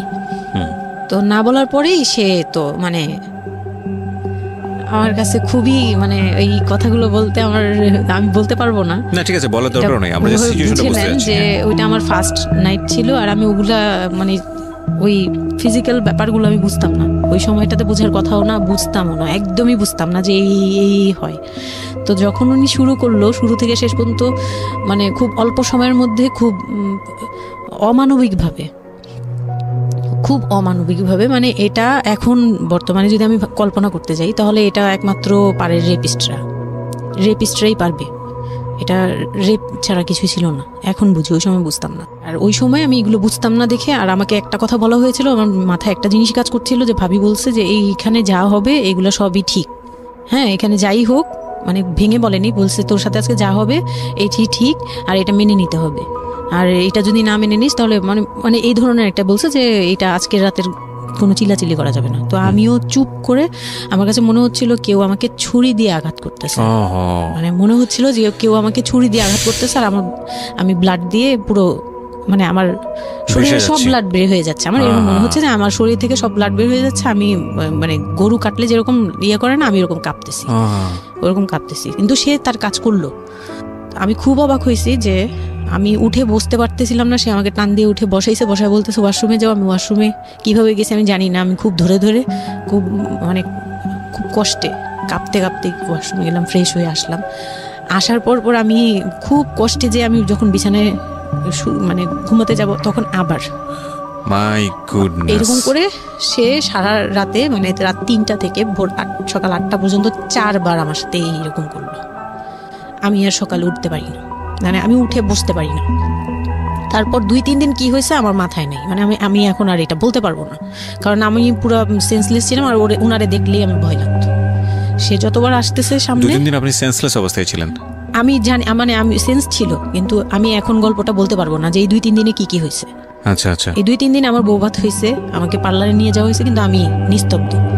আর তখন আমার মানে শারীরিক কন্ডিশন খুব খারাপ, কিন্তু সবাই বুঝতেছিল, কিন্তু কেউ বুঝতে দিচ্ছিল না আমাকে। মানে এভরিবডি অ্যাভয়েড দিস, মানে সবাই জিনিসটাকে অ্যাভয়েড করছে, তারা পার্টিটাকে এনজয় করছে। এটা শুধু আপনার ফ্যামিলির সমস্যা না, এটা আমাদের পুরো সমাজেরই সমস্যা। এটা সমাজটাই অ্যাভয়েড করে। এবং আমার মনে আছে I face huge difficulty for the first time যখন আমি রেডিওতে এই ধরনের একটা, আমি নট আজকেই না প্রথম, আমি এটা আগে বিষয়গুলো খুব চ্যালেঞ্জ জায়গা থেকে আমি প্রচার করার চেষ্টা করেছিলাম। অ্যান্ড আই ফেস, এগুলো হয়তো আমার লিসনাররা কখনোই জানে না, আই ফেস হিউজ ডিফিকাল্টিস। যখন আমার প্রথম বইটা পাবলিশড হয় সেটা নিয়েও আমার একটা বড় ধরনের ডিফিকাল্টি ফেস করতে হয়েছে। একটা অদ্ভুত বিষয় হচ্ছে আমাদের সমাজে এই বিষয়গুলোকে আমরা অ্যাভয়েড করি, আমরা ঢেকে রাখতে চাই, আমরা মনে করি এটা একটা ট্যাবু, এটা সমাজে 8-10 জন মানুষের সামনে নিয়ে আলোচনা করা যায় না। একটু চিন্তা করে দেখবেন আলোচনা করা যায় না এটা কোন অর্থে? যদি বিষয়টা নিয়ে সুড়সুড়ি দেওয়া হয়, যদি বিষয়টা নিয়ে এমনভাবে বলা হয় যে এটা এমনভাবে প্রেজেন্ট করা হচ্ছে যেটা একটা রগা বিষয়, এবং সেটা শুনে আরও কারোর মধ্যে এই ধরনের পাশবিক বা সে আসলে এন্টারটেনমেন্টের জায়গা থেকে নিয়ে এটাকে মজা হিসেবে নিল, বিষয়টা তখনই একটা প্রশ্ন আসে। কিন্তু যদি বিষয়টা লেসনের জায়গা থেকে আসে, একটা সামাজিক শিক্ষার জায়গা থেকে আসে, যে একটা পুরুষ সে 37 বছর বয়স, সেটা আমিও হতে পারি, আপনিও হতে পারি, বা যে ছেলেটা ওনার জীবনে এসছে সে তো হয়েছেই, যে তারা যেন কখনো এরকম অমানবিক না হয়। এবং নট অনলি দিস, একটা মেয়ে যখন 13 বছরে থাকে তাকে পরিবারের এত বড় সাপোর্টের জায়গা থেকে বাবা এত ভালোবাসতো, তার জায়গাটা থেকেও কোনো একটা সাময়িক সমস্যার সমাধান করবার জন্য বা যাই হোক না কেন শেষ পর্যন্ত যে রাজি হয়েছে, এরকম এক ধরনের এটা তো জবাই করা আমি বলবো, যে একটা মেয়েকে শুধু শারীরিকভাবে হয়তো সে যেই প্রবলেমটা ফেস করেছে ওই রাতে সেটা হয়তো সে ধীরে ধীরে রিকভার করবে, কিন্তু সারা জীবনের জন্যে সে যে মেন্টালি ওই জিনিসটাকে ভয়ানক রকমভাবে একটা বাজে জায়গায় বাজেভাবে চিন্তা করা শুরু করলো মানুষের জৈবিক চাহিদার জায়গাটাতে, এটা তো একটা মানুষের থিঙ্কিংটাকে জবাই করে দেয়া, তাই না? এবং এইটা কত ভয়ানক রকমের অপরাধ, কত ভয়ানক রকমের ভুল। এবং আমাদের এই জায়গাটাতে আমাদের অনেক বেশি পরিমাণে বড় যারা আছি, সিনিয়র যারা আছি, তাদের বোঝা উচিত। প্রথম কথা হচ্ছে লিগেলি যদি আমি বলি তাহলে বিয়েটা বৈধ ছিল না, কারণ সরকার কিন্তু আমরা যতদূর জানি যে 18 নিচে বিয়ে দেওয়াকে পারমিট করে না। দ্বিতীয় কথা হচ্ছে যে মানসিকভাবে সে পরিপক্ক ছিল না। তৃতীয় কথা হচ্ছে যে যদিও বা বিয়েটা হলো তাহলে তাকে যে একটি প্রপার এডুকেশন দেয়া, যে এই বিষয়টা হচ্ছে এরকম, প্রপারভাবে বড় করা, প্রপারভাবে নার্সার করা, সেটার মারাত্মক রকমের অভাব ছিল। ঘটনা এখানে শেষ হয়ে যায় নাই, ঘটনা কিন্তু এখানে শুরু হলো। কারণ বাংলাদেশের অনেক মেয়ের জীবনে এরকম দুর্ধর্ষ রাত আসে এবং এই রাতগুলো সারাটা জীবনের জন্যে তাকে বেদনার স্মৃতি, তাকে সারাটা জীবনের জন্য একটা ভয়ঙ্কর রকমের মোমেন্টের মধ্য দিয়ে নিয়ে যায়। আমরা এগুলো নিয়ে কথা বলতে পছন্দ করি না, আমরা এগুলো নিয়ে কথা বলি না, আমরা এগুলোকে নিয়ে কথা বলাটা একটা সামাজিক জায়গা থেকে ট্যাবু মনে করি। এই ট্যাবুর ধাক্কায় কত কত মেয়ের জীবন, কত কত মানুষের জীবন, কত কত সংসার জীবন নরকে পরিণত হয়েছে, সে খবর অনেকেই আমরা রাখি না, রাখার প্রয়োজন মনে করি না। But this is a very important issue, that's why I am discussing on this. Okay, বলুন আপনি। তারপর যেটা হচ্ছিল যে মানে ওই রাতের পর থেকে মানে ওই লোকটাকে আমার শুধুই দায়িত্ব মনে হয়েছে। মানে আমার কাছে মনে হতো যে এটা আমার দায়িত্ব, যে উনার বাসায় আমার থাকতে হবে, আর উনার সাথে থাকলে আমার এরকম করতে হবে। You feel like this, right? আপনি এই ঘটনা ঘটার পরে কি আপনি কারোর সাথে ডিসকাস করার সুযোগ পাননি যে না, আমি শুধু ক্লোজ কেউ ছিল না যে আপনার সাথে এরকম একটা বাজে ঘটনা ঘটছে বা আপনি এটাকে রিকভার করতে পারছেন না মেন্টালি, বা আপনার সাথে যার বিয়ে হলো তাকেও বলতে পারছেন না যে আমার এইসব জিনিসগুলো? না, আমি উনাকে ভালোভাবে নিতেই পারছিলাম না। সোজা কথা, আমি উনার সাথে কোনো কিছু ডিসকাস করতাম না, বা অনেক পরে গিয়ে যখন ডিসকাস করেছি তখন উনি আমাকে উল্টাপাল্টা বুঝ দিয়েছে, মানে অনেক পরের সময়টাতে। হ্যাঁ, ওটা হ্যাপেন্স রেগুলারলি না, র্যান্ডমলি জিনিসগুলো হয়ে যাচ্ছিল আপনার সাথে? হ্যাঁ, প্রায় মাস থেকে 2-3 মাস এরকম হলো। তারপর মানে এটা আমি বলি যে প্রথম তো 4-5 দিন তো রেগুলার হলো, তারপর আমার ব্লিডিং অফ হচ্ছিল না, আমার কন্টিনিউ হচ্ছিল ব্লিডিং। তো এক সময় যে ব্লিডিংয়ের মধ্যেও তিনি অনেক বাজে ইয়ে করেছে। তো ওর পরে আমি বাসায় যেতে চাইলে বাসায় যেতে দিত না, এভাবেই ইয়ে করে ফেললো। আর ফ্যামিলিগত যে ব্যাপারটা ছিল, যে আমার ফ্যামিলি তো তখন, আমার আব্বু তো তখন একদম মানে ফিনান্সিয়ালি খুব উইক ছিল। তো বিয়ের পরে কিছু ফর্মালিটি থাকে, পুরান ঢাকার কিছু রুলস আছে যে বিয়ের পরে মেয়েদের প্রতি সপ্তাহে সপ্তাহে দেখতে যাওয়া, এটা সেটা পাঠানো, প্রতি সিজনে সিজনে এটা করা, এগুলো ব্যাপারে কেউ কনসার্ন ছিল না। মানে তখন মানে আমার ফ্যামিলির কেউ এরকম অ্যাক্টিভ ছিল না, মানে ছিল কিন্তু কেউ কেয়ার করেন। তারপর হচ্ছে এরকম করে আমার সময়গুলো কাটতে লাগলো। তো সবচেয়ে বড় কথা হচ্ছে, আমার যে হাজবেন্ড ছিল রিপন, উনি আমার বাবার দোকানে কাজ করতো একটা সময়। ওইটা হচ্ছে প্রায় আরো মানে আমার জন্মের সময় বা আমার জন্মেরও আগে। হ্যাঁ, তখন নতুন নতুন আর কি কাজ শেখার জন্য আমার আব্বুর দোকানে ঢুকছে এরকম। তো আমার আব্বু তাকে ক্যাশ বুঝিয়ে দিয়েছিলেন নাকি, তখন নাকি ক্যাশ দিত। তো আমি একটু যখন 2-3 বছরের, তখন উনি দোকান থেকে বের হয়ে নিজে ব্যবসা দিয়েছে, ওখান থেকে তিনি ইমপ্রুভ করছে। তো ওখান থেকে শুরু। আর আমাকে যখন বিয়ে দিছে, মানে আমার যখন বিয়ে হয়েছে, তো ওই রিপন যিনি, ওনার উদ্দেশ্য ছিল যে আমি আমার নানু বাড়ির অংশ পাবো, মানে সম্পদ। আমার নানু বাড়ি খুব বিশাল, মানে বললামই তো যে খুব বিরাট একটা অংশ। আর ওনাদের যে অংশটা ছিল সেটা অনেক আগেই নেওয়া হয়ে গেছে। মানে ওনার দাদা বাড়ি যেটাতে ওনারা ছিল 3 রুম, ওই যে ছোট ছোট 3টা রুম উপরে, ওই বিল্ডিংটা তোলার পরে আমার মামা ওই অংশটা কেটে রাখছে, মানে আমার মামা রেখে দিয়েছে। আর আমাদের যে অংশটা ছিল, তার লোকটা ছিল যে ওই বাড়িতে আমি একটা রুম হলেও পাবো। হ্যাঁ, তো আমার আম্মু তো আর ওটা নেয়নি। তো আমার হাজবেন্ডের ইয়েটা ছিল, টার্গেটটা ছিল যে ওই বাসায় একটা রুম হলেও পাবে। আর পুরান ঢাকায় একটা রুম মানেই অনেক কিছু, মানে ওখানে তো প্রায় 1 কোটি টাকা দাম কাঠা। তো একটা রুম মানে 1 কাঠা না হোক, আধা কাঠা হোক, 50 লাখ টাকা হোক, আমার আসবে, এরকম একটা টার্গেট ছিল তার। তো আর বিয়ের সময় তো অনেক কিছু নিয়ে, মানে গহনা টহনা নিয়ে, ফার্নিচার নিয়ে নানান কথা তো শুনতে হয়েছে, ওগুলাও ফেস করছি। মানে খুব পেইনফুল ছিল ওগুলা, কারণ আমি তখন এত কিছু বুঝি না। আমি তখন মাত্র মানে জামা কাপড় বানাই, ঘুরি ফিরি, খাই দেই, ব্যাস ওই পর্যন্তই। আমি কারো জিনিস নিয়েও মাথা ঘামাই না। ওখানে আমার উপরে প্রেশার আসছে যে আমার ফার্নিচার এমন কেন, আমার গহনা এমন কেন, তুমি বাসায় বলো না কেন, তোমার খাট এখনো আসতেছে না কেন। আমার বিয়ের পর খুব বৃষ্টি ছিল তখন, মানে আমার ফার্নিচার, আমার চাচা ছিল ফার্নিচারের, ওনার বিজনেস। তো আমার চাচার ফ্যাক্টরি থেকেই সবগুলো ফার্নিচার আসবে। তো ওনারা বলতেছে যে জাস্ট একটা কারণেই লেট হচ্ছে, রোদ পাচ্ছি না, রোদ পেলে তারপর কাঠগুলো শুকাবে, তারপরে হ্যাঁ, মানে জয়েন্ট দিলেই এখন এটা ফেটে যাবে, এখন জয়েন্ট দিলে প্রবলেম হবে। এই জিনিসটা ওরা বুঝতেছে না। ওরা বলতেছে কেন দেরি করছে, নাকি ফাঁকিই দিচ্ছে, নানান ধরনের কথা তৈরি করতেছে। আর এই দিক দিয়ে আমি পেইন খাচ্ছি, ওই দিকে এক পেইন, মানে রাতে গিয়ে এক পেইন, দিনের বেলা এই পেইন। মানে আমি পুরো মানসিকভাবে, মানে বলে না যে আমি হয়তো বা প্যারালাইজডের মতো হয়ে গেছিলাম, আমার মানসিক ভাবটা। জাস্ট শুনি আর শুনি, কিছু বলতে পারছি না এরকম।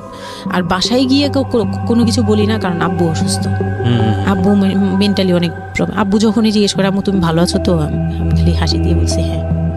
যতবার জিজ্ঞেস করে তুমি খুশি আছো তো, আমাকে হ্যাঁ। আমি এই একটা কথাই বলছি, হ্যাঁ ভালো আছি। আসলে আমি ভালো ছিলাম না, কিন্তু বুঝতে দেইনি। ওই লোকটার ছোট বোনগুলো আমার সাথে অনেক রাফ বিহেভ করছে।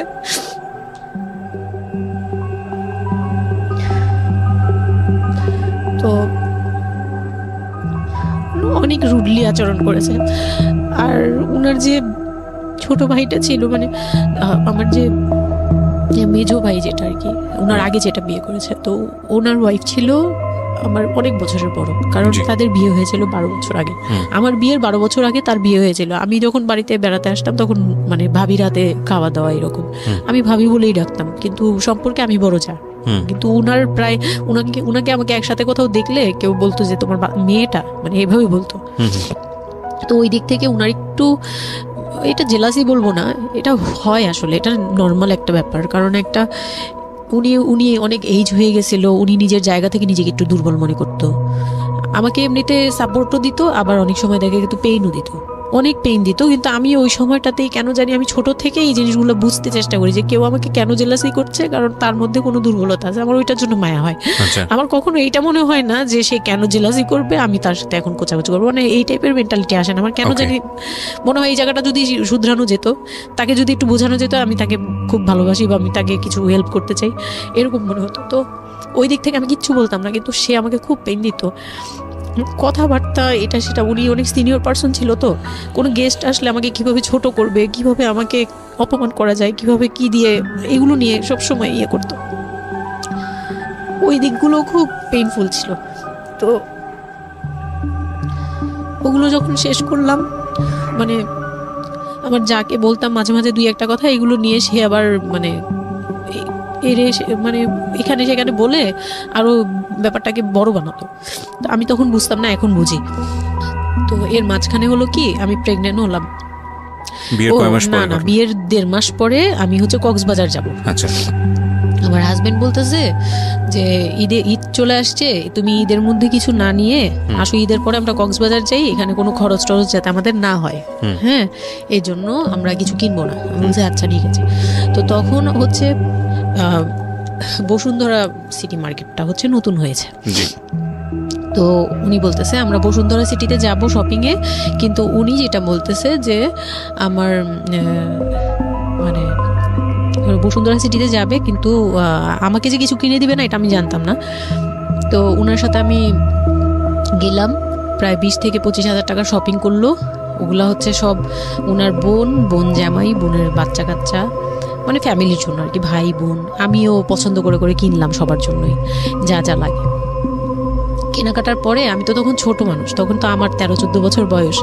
তো আমি কখনো এমন হয়নি যে আমি ঈদে জামা কাপড় নিইনি বা জামা কাপড় নতুন জামা কিনিনি, এরকম কখনোই হয়নি। তো ওইটা আমার বিয়ের ফার্স্ট ঈদ।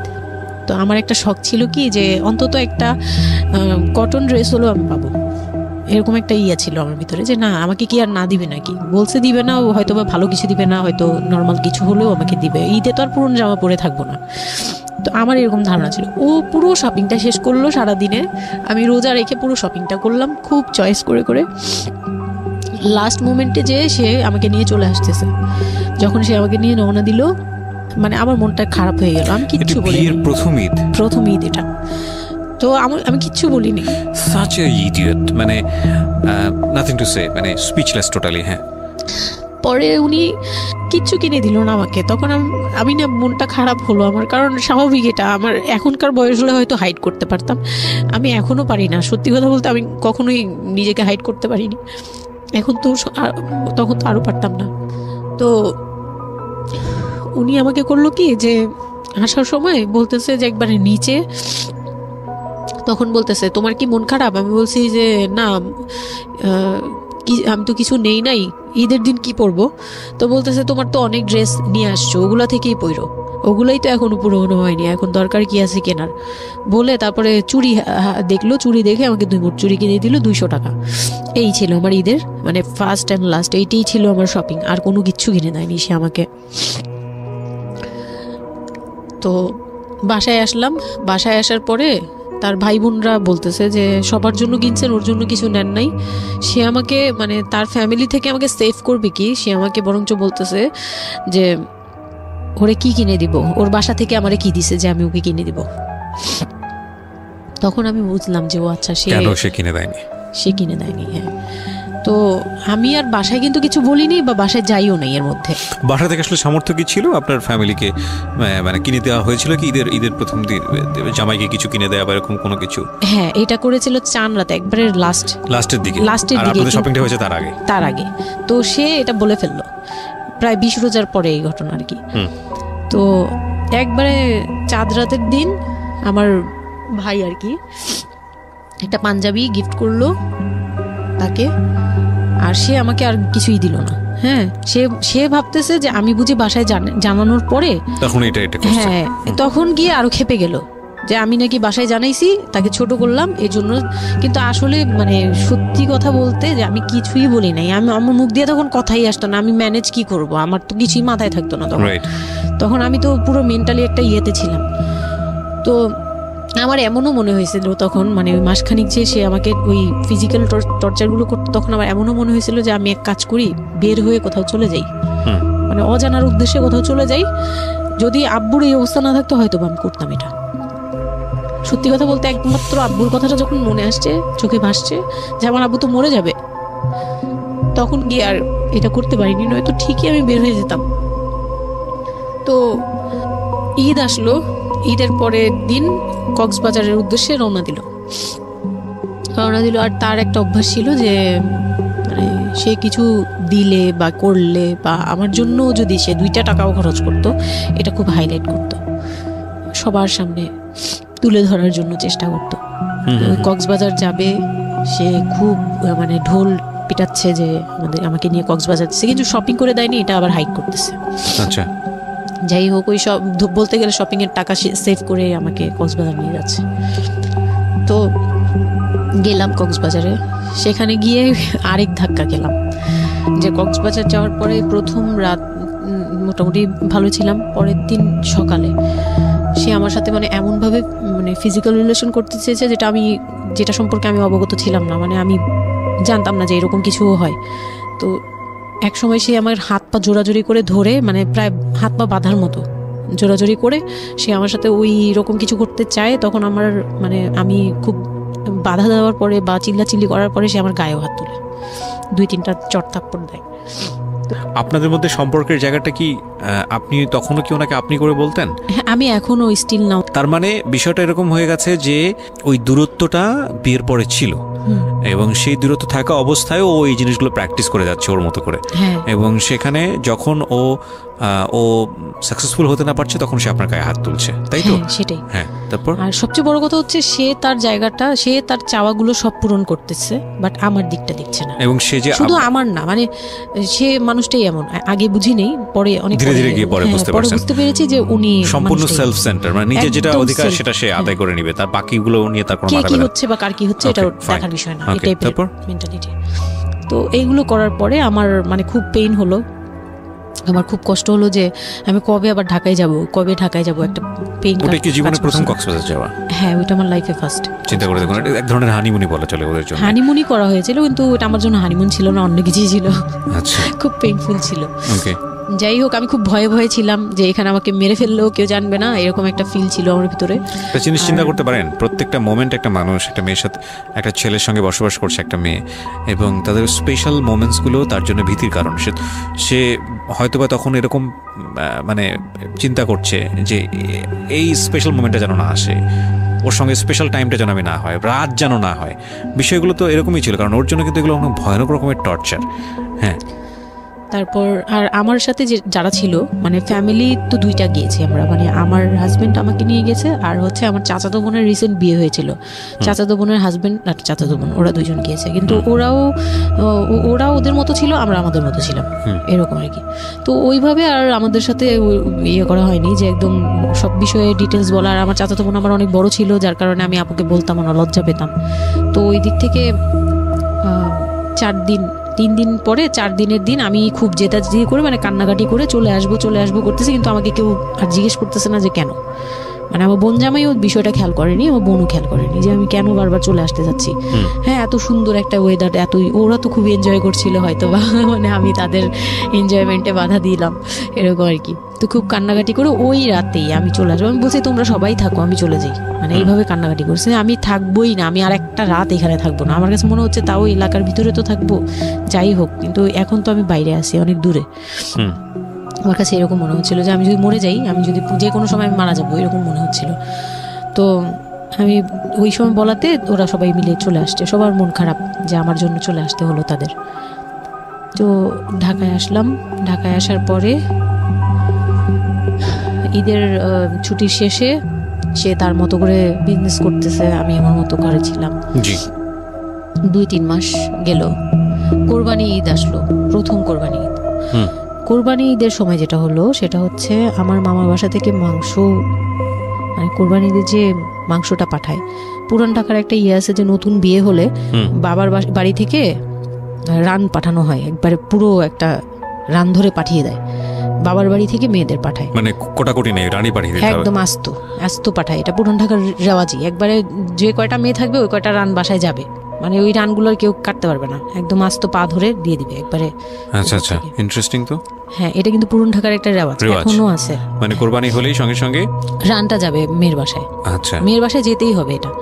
তো ওই রকম আমার মানে ওরা আশা করছিল যে আমার মামা এরকম করবে, কিন্তু আমার মামা তো প্রায় অনেক বড় গরু দেয়, আর একটা দেয় না, 2টা থেকে 3টা দেয়। তো ওনার নিজেরই আছে 3টা মেয়ে, 3 মেয়ের শ্বশুর বাড়িতে পাঠাতে হয় 3 রান। মানে এখন এক মেয়ের, বড় মেয়ের যে 20 বছর 22 বছর হয়ে গেছে বিয়ের, তারপরও পাঠাচ্ছে, প্রতিনিয়ত পাঠাতে হয়। তো ওই দিক থেকে আমি যদি এখন আরেকটা নেই, তাহলে ওনার কিন্তু আরও কাউকে উকিল দিয়েছে বা আরও কোনো মেয়ে আছে, মানে আমার উকিল দিয়েছে, আমার খালু দিয়েছে, আরেক খালু, আমার ওই খালা হচ্ছে আমার আম্মুর খালাতো বোন, মামাতো বোন, কিন্তু আমাদের বাসায় মানে আমার নানু বাড়িতে বড় হয়েছে দেখে আমার আম্মুর খুব ক্লোজ। তো ওই খালু আমাকে উকিল দিয়েছে। তো ওই দিন করলো কি, যে এই রান পাঠায়নি বলে, সেই রান পাঠায়নি ঠিকই, কিন্তু রানের যে উপরের অংশ মানে বড় একটা পিস আমার বাসায় পাঠানো হয়েছে আমার উদ্দেশ্যে, আর নামটা আমার লিখে দিয়েছে, আমার নাম লেখা এটা পাঠিয়েছে। তো ওই মাংসটা রেখে যখন চলে গেছে না আমার ভাই, তার ছোট বোন, আমি তখন মানে দেখলাম যে মানুষ কতটা হিংস্র হলে পরে এরকম ফেস হয়। আমি তো চুপ করে বসে আছি, আমি কিছুই মাথায় নেই যে এটা নিয়ে যে কি হবে, আমি বুঝিই নেই বিষয়টা। সে মাংসটা ধরে রাস্তায় ফেলে দিছে ঈদের দিন রাস্তায় ফেলে, এই মাংসে কেন ওর নাম লেখা থাকবে? তাহলে এই যে আমরাও তো ভাগ্নি, মানে আমরাও ভাগ্নি, আমাদের বাড়িতে আমার মাংস আসছে, ওর নাম দিয়ে আসছে, তাহলে রান আসলো না কেন? দোষ হয়ে গেছে, এটা খুব বড় অন্যায় হয়ে গেছে। ভয়ানক। আমি ভয়ানক বলছি কারণে যে আমাদের সমাজে কিছু কালচার আছে যেগুলো আসলে মেয়ের বাড়ি থেকে পূরণ করা হয়, ধরে নেওয়া হয়, বা ছেলের বাড়ি থেকেও। সেটা পাঠ্য বইয়ে তো থাকে না এগুলা, মানে কালচারে আছে, এগুলো শুনতে ভালো লাগে, কিন্তু প্র্যাকটিসের জায়গা থেকে যদি এটা অত্যাবশ্যকীয় নিয়ম হয়ে যায়, কখনো কখনো যেটা কতটা ভয়ানক পেইনফুল হয়। কান্ট ইউ এভার ইমাজিন যে বাবার সামর্থ্য নাই, তারপরে তাকে চিন্তা করতে হচ্ছে যে আমার মেয়ের বাড়িতে একটা রান পাঠাতে হবে, আমার কোরবানি দেওয়ার সামর্থ্য নাই, এই রান পাঠানোর জন্য আমাকে কোরবানি দিতে হচ্ছে। মানে আমাদের এই ব্যাড প্র্যাকটিসগুলা কতটা ভয়ানক হয়ে গেছে আমাদের সমাজে, এবং ইনফ্যাক্ট এগুলো নিয়ে কেউ কখনো কথা বলে না। এগুলো নিয়ে কথা বলা উচিত। একটা মানুষ, একটা সোসাইটি চেঞ্জ হবে কিভাবে, একটা মানে পুরো কমিউনিটি চেঞ্জ হবে কিভাবে, একটা রাষ্ট্র চেঞ্জ হবে কিভাবে, এই ছোট ছোট আমরা তো সব জায়গাতেই পয়জনাস। এই ছোট ছোট বিষয়গুলো যদি চেঞ্জ না হয়, আমরা যে এত ডিগ্রি নিচ্ছি, প্রতি বছর পিএইচডি, বুড়ি পিএইচডি বের হচ্ছে, ডক্টরেট, হ্যাঁ, আমাদের বিশ্ববিদ্যালয়ে ভরে যাচ্ছে, আমাদের ছেলেমেয়েরা গোল্ডেন A+, আমাদের পাশের হার বাড়ছে, কিন্তু এই সব যে মানে খোরা কালচার, ল্যাংড়া টাইপের কালচার, এগুলোর যে পরিবর্তন হচ্ছে না, বা এগুলো নিয়ে যে কেউ কখনো কোনো কথা বলে না, এগুলো নিয়ে না পত্রপত্রিকায় কথা হয়, না কোনো মিডিয়াতে কথা হয়, অথচ এগুলো আমাদের জীবনটাকে পঙ্গু করে দিচ্ছে, এবং এগুলো নিয়ে কেউ কখনো কথা বলে না। আমরা যৌতুক নিয়ে কথা বলি, এবং যৌতুক একটা ঘাতক ব্যাধি, আমরা যৌতুক মোকাবেলা করতে পেরেছি, কিন্তু এই কালচারের মধ্যে যে যৌতুক ঢুকে বসে আছে, সেটা নিয়ে আমরা কেউ কখনো কথা বলি না, এবং এগুলো নিয়ে কথা বলা উচিত। কথা নইলে আমরা আসলে কিওর হব কিভাবে? আমরা যে বলি যে আমাদেরকে শুদ্ধ হতে হবে, আমরা মানুষ হিসেবে ভালো হতে হবে, বাট হাউ? আমাদের তো রন্ধ্রে প্রবলেম। সো প্রবলেমটাকে প্রবলেম বলা উচিত, অ্যাটলিস্ট কাউকে না কাউকে তো স্পিক আউট করতে হবে, এবং স্পিক আউট করলে তাহলে এই প্রবলেমগুলো সামনে আসবে, এবং সামনে আসলে এগুলো নিয়ে কিওর নিয়েও মানুষ কথাবার্তা বলবে।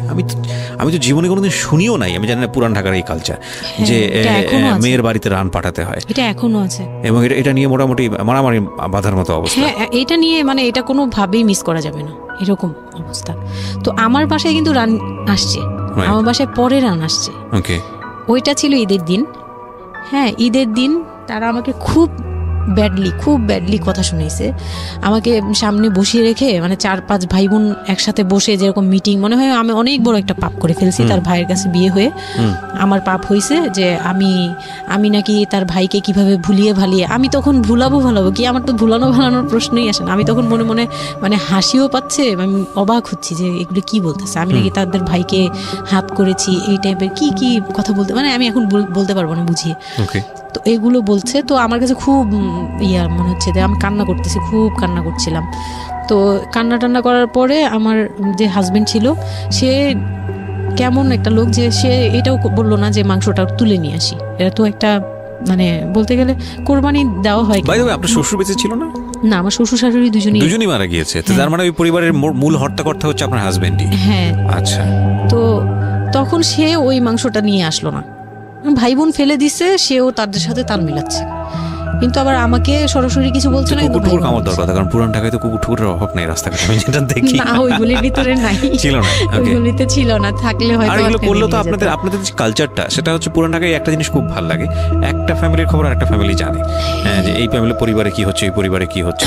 আশপাশে তো খুব মানে ওরা তো খুব লাগানো বাড়ি ঘর, তো সবাই শুনে, এক দেয়াল দুই বাড়ি। তার মানে এগুলো নিয়ে কত কানাঘুষা তো হচ্ছিল নিশ্চয়ই।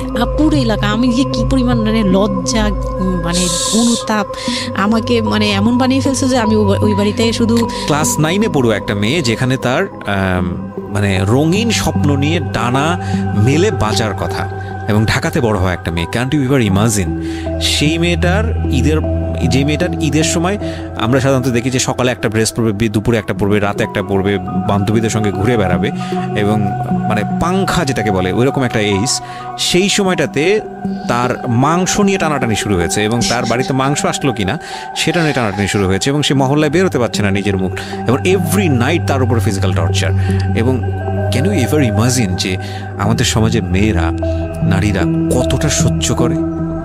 কেউ কেউ সুবিধাভোগী অফকোর্স, কিন্তু ম্যাক্সিমাম ফেসটাই হয়তো বা এরকম।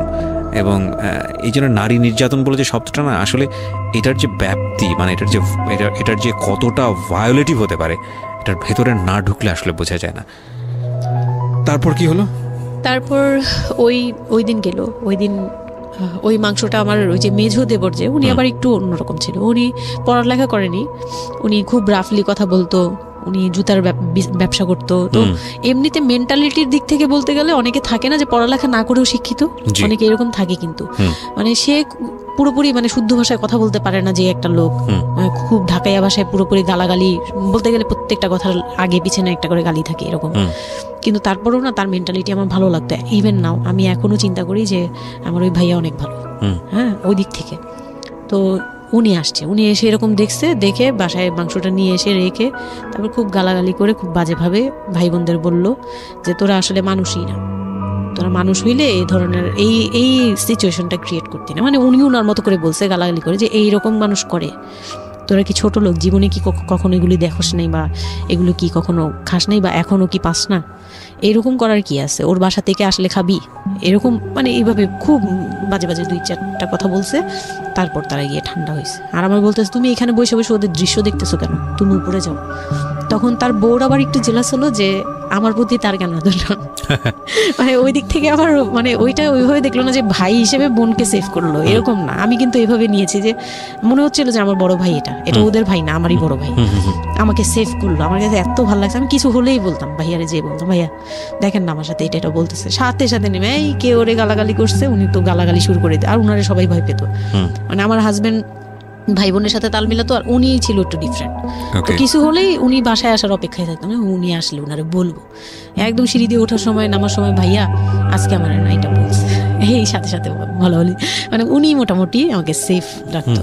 আর ছোট যে দেবরটা ছিল, ও হচ্ছে একদম কোনো কথাই বলে না, চুপচাপ, ইয়েস নো কিছুই বলে না, চুপচাপ। সে আবার ছিল স্কুল টিচার, ওই পুরো ফ্যামিলিতে ওই এডুকেটেড ছিল, মাস্টার্স কমপ্লিট করা আর কি। ও একটা খুব ভালো সাইড বেছে নিয়েছে যে কথা বলে এখানে লাভ হবে না। হ্যাঁ, সে একদম চুপ, নিরপেক্ষ। কারণ তাদের সাথে বলতে গেলে ভাই বোনের সাথে দ্বন্দ্ব হবে, আমার সাপোর্টে যেতে গেলে একটা বাজে কিছু ক্রিয়েট হবে, আবার আমাকে বকা দিতে গেলে এটা অন্যায় হবে, সে ওটা বুঝতো। মানে আমি যা সবকিছু মিলে যেটা দেখলাম, যে এটার জন্যই সে চুপচাপ থাকতো। তো মানে উকিল মা যে ছিলেন আমার খালা, উনি কোরবানি দিয়ে পরের দিন রান পাঠাইছে। পরে এই রান পাঠানোর পরে আমার ওই যে মেজ দেবর যে ছিলেন, তিনি তো আরেকটা দিল, মানে আরেক ধোলাই দিল সবাইকে, ছোট লোক। এখন বল যে ও বাসায় ফোন করে বলছে বা বাসায় গেছে, ও তো কালকে থেকে বাসায় যায়নি, ওর হাত তো ফোনও নাই, ফোন নিলে তোদের কাছ থেকেই তো নিতে হবে, তখন আমার হাতে ফোন নেই, তো ও তো বাসায়ও যায়নি। এখন বল যে এটা ও বলছে তারপর ও পাঠাইছে, তোরা এত ছোট লোক কেন, মানে ভাই বোনরাই বলতেছে। তো ওরা তো আর কিছু এটা পাঠানো তো এটা উচিতই, এটা ওদের উচিত, এই সেই এটা মানে সে তারা তারপরে ছোট হচ্ছে না, তারা মনে করতেছে এটাই করা উচিত ছিল, এটা না করলে আরেকটা কথা শুনাইতাম, এরকম বলতেছে উল্টা। তো এইগুলো করার পরে আমিও আর এগুলা মাথা থেকে ফেলে দিলাম, ভাইয়াও বলে টলে চলে গেল। আর আমার হাজবেন্ড যে ছিল সেও খুব খুশি, সে মানে আমার বাসা থেকে পাঠাইছে এই সেই। তো বিয়ের 4 মাস পরে মেইন পার্ট যেটা যে আমি কনসেপ্ট করি তখন আমি বুঝতে পারি না কনসেপ্ট এই 13-14 বছর বয়সে। হ্যাঁ, তখন আমি স্কুল যাতায়াত করতাম, রেগুলার না। আচ্ছা, মাঝে মাঝে রেগুলার মানে মাঝে মাঝে বলতে আমি চাচ্ছিলাম কি পড়াটা রানিং থাকুক, এক্সামগুলো দিব আর বাসায় থাকবো। আর বাসা থেকে যখন স্কুল ড্রেস পরে বেরোতাম আমাকে সবাই মিলে কি যে বলতো, মানে বলার মতো না, এগুলো অকথ্য ভাষা বলতে গেলে, যে মানে নোংরা কথা বলতো। তো যাই হোক, ওগুলো আমি কানেও নিতাম না, আমি বলতাম না আমি স্কুলে যাব। আর যেহেতু বিয়ের সময় বলছে যে ওরে পড়াশোনা করতে দিব, আমার হাজবেন্ড এগুলো বলছে না ও স্কুলে যাবে আসবে সবই করবে। পরে গিয়ে বলে কি তুমি বাড়ির বড় বউ, তুমি যদি স্কুল ড্রেস পরে স্কুলে যাও কেমন দেখা যায়? আমি তো বোরকা পরতাম। তো বলে না, স্কুলে গিয়ে তো তোমার বোরকাটা খুলতে হয়, অ্যাসেম্বলিতে দাঁড়াও, ওই যে পিটি করো তোমরা, এগুলো তো আশপাশ থেকে দেখা যায়, এলাকার ভিতরে স্কুল। আমার অসম্মান, এটা তার অসম্মান। উনি পড়াশোনা করেছেন আপনার হাজবেন্ড? না, উনি ক্লাস 5 পর্যন্ত পড়ে আর পড়াশোনা করেন। রাইট, ওনার জন্য অসম্মানই হবে এটা। আমি ক্লাস 5 পড়ুয়া যারা আছেন বাংলাদেশ, তাদের সবার প্রতি রেসপেক্ট রেখে বলছি, ক্লাস 5 না, এনার ডিগ্রি পাস করা এরকম অনার্স মাস্টার্স পড়ুয়া এরকম অনেক ছেলে মেয়ে আছেন যারা এই ধরনের মানে আজগুবি ল্যাংরা টাইপ যুক্তি দিয়ে জীবনটাকে চালান। তাদের জন্য এটা আসলে অযুক্তি কি হবে, কিছু করার নাই। হ্যাঁ, তো আমি তখন চিন্তা করছি যে আমি স্কুলে যাব, তো মাঝে মাঝে করতাম কি একটু করেই মানে ম্যানেজ করে যাওয়ার চেষ্টা করতাম। বিষয়টা যদি এরকম হতে ধরেন, আমি জানি না, প্রথমত যেটা ঠিকই হয়নি, মানে কোনো কিছুই ঠিক হয়নি, শুনছি আর মেজাজ খারাপ হচ্ছে আসলে, মানে কোনো কিছুই ঠিক হয়নি। তারপরেও যদি খারাপের মধ্যে ভালোটা চিন্তা করি যে ঠিক আছে, এত কিছু একটা মানুষের এত খারাপ, একটা দিক তো ভালো থাকতে পারে না, ওর ওয়াইফকে সে সাথে করে নিয়েছে, ঠিক আছে তোমার স্কুলে চলো আমি তোমাকে পৌঁছে দিয়ে আসি, স্কুলে পৌঁছে দিয়ে আসলো, স্কুল থেকে নিয়ে আসলো। কিছু জিনিস হয়তো ওনার আত্মসম্মানে লাগবে, যেহেতু উনি বেশি দূর পর্যন্ত লেখাপড়া করেনি, উনি অনেক কালচারের সাথে অভ্যস্ত না, এতটুকু হলেও তো ও নিজের মনটাকে বুঝতে দিতে পারতো যে না আমার হাজবেন্ড আমাকে কেয়ার করে। মানে স্টুপিডিটির আর কি, মানে লিমিটলেস স্টুপিডিটি যাকে বলে। তুমি অ্যাসেম্বলিতে দাঁড়াবে, সেখানে তোমার লেখাপড়া বন্ধ, বদমাইশ। তারপর স্কুল বন্ধ করে দিল না, তখন আমি কনসেপ্ট করি, আমি বুঝতে পারিনি, আমার তখন টেস্ট পরীক্ষা চলছে স্কুলে। তো পরীক্ষা দিতে দিতে আমার মানে শারীরিক পরিবর্তন খেয়াল করলাম, যে আমার বমি লাগতেছে খুব, মানে বইয়ের দিকে তাকাতে পারছি না, খাতার দিকে তাকাতে মানে মাথা কেমন করতেছে। তখন ক্লাস 9-এ। তখন আপনি জানেন না আপনি কনসিভ করেছেন? না, তখনও মানে এইটার সিম্পটম ফার্স্ট। তো এইরকম হওয়ার পরে রাতে 11:30-12টার দিকে আমি না খুব গড়াগড়ি করে কান্না করতেছি, জোরে জোরে, মানে খুব গড়াগড়ি করে জোরে জোরে কান্না করতেছে। আমার মাথায় নেই যে কে শুনতেছে কে না শুনতেছে এরকম। তো এটা দেখে তার বোন, যেটা বিয়ে হয়ে গেছে, সে আবার ছিল বাসায়, তো সে দেখে বলতেছে, সে আবার মানে খারাপ লাগছে তার কাছে, বলে চলো এক্ষুনি তোমার নিয়ে হসপিটালে যাব। হ্যাঁ, ওর কি হইলো হঠাৎ করে, কি খাইছিলা তুমি, কি উল্টাপাল্টা কিছু খাইছো কি না? সেই বলছি না, আমার কেন জানি অনেক পেট ব্যথা করতে, আমি পারতেছি না সহ্য করতে, পেট জ্বলতেছে আমার খুব। তো নিয়ে গেল ডাক্তারের কাছে, তখন ডাক্তার আমার নার্ভস দেখে বললো যে শি ইজ প্রেগন্যান্ট। 100% কনফার্ম করতে পারবেন না এমনিতে, তবে উনি আর কি উনার মতো করে বলছে।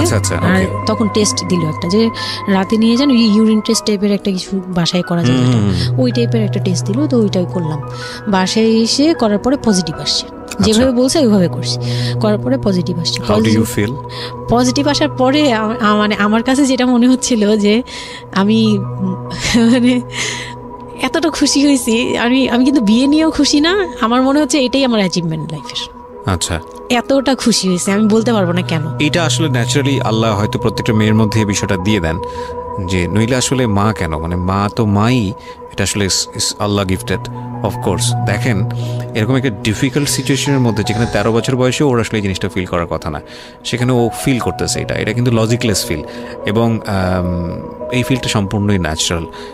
ওকে, আমার কাছে তখন মনে হচ্ছিল কি যে আমার পেটে একটা জীবন্ত কিছু আছে, মানে এইরকম ফিল হচ্ছে।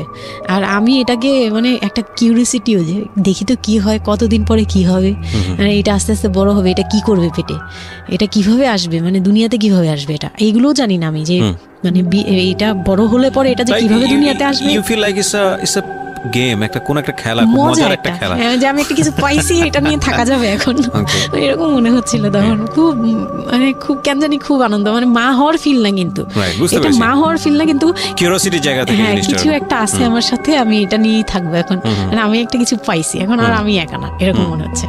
তা আমি না দৌড়ে দৌড়ে বের হয়ে বললাম কি, ওই যে বোনটা আমাকে রাতে নিয়ে গেছিল ডাক্তারের কাছে, সে তো ছিল রাতে, তো আমি বের হয়ে বলতেছি কি, আপা আপা আমার না এইরকম 2টা আসছে, মানে এই পজিটিভ স্টেপ গুলো আসে যেগুলো বলছি। পরে সে না সাথে সাথে বলে কি, এখন তো আমাদের কদর কমে যাবে আরো। প্রথম ছিল এটা, প্রথম ডায়লগ ছিল এটা, মানে মনটা খারাপ করে সে বড় নিঃশ্বাস ফেলে বলল, হ্যাঁ এখন তো আমাদের কদর কমে যাবে, আর তো এখন তো আর কম কম আসা লাগবে।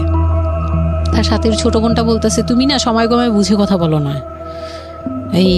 এইগুলো তো বুঝতে হবে, মানে তাদের মতো করে তারা বলতেছে যে পুরান ঢাকার মানুষ যেভাবে বলে ওইভাবে বলতেছে যে এগুলো তো বুঝতে হবে যে এগুলো প্ল্যান করা, মানে আমি ইচ্ছা করে কনসেপ্ট করছি এরকম কিছু বুঝাইছে, কিন্তু আমি তখনও না এই জিনিসটা মানে ঘোলা আমি বুঝি নাই যে ওরা কি বলতেছে দুইজনে। তা আমি বলি যা মজা তাই বলুক, আমি আমার মতো থাকি। তা আমি দৌড় দিয়ে গিয়ে আমার হাজবেন্ডকে না বললাম, এই উঠেন না। আমি তখন পর্যন্ত কিন্তু তাকে খুশি হয়ে কিছু বলিনি, ফার্স্ট তাকে খুশি মনে কিছু বলতেছি।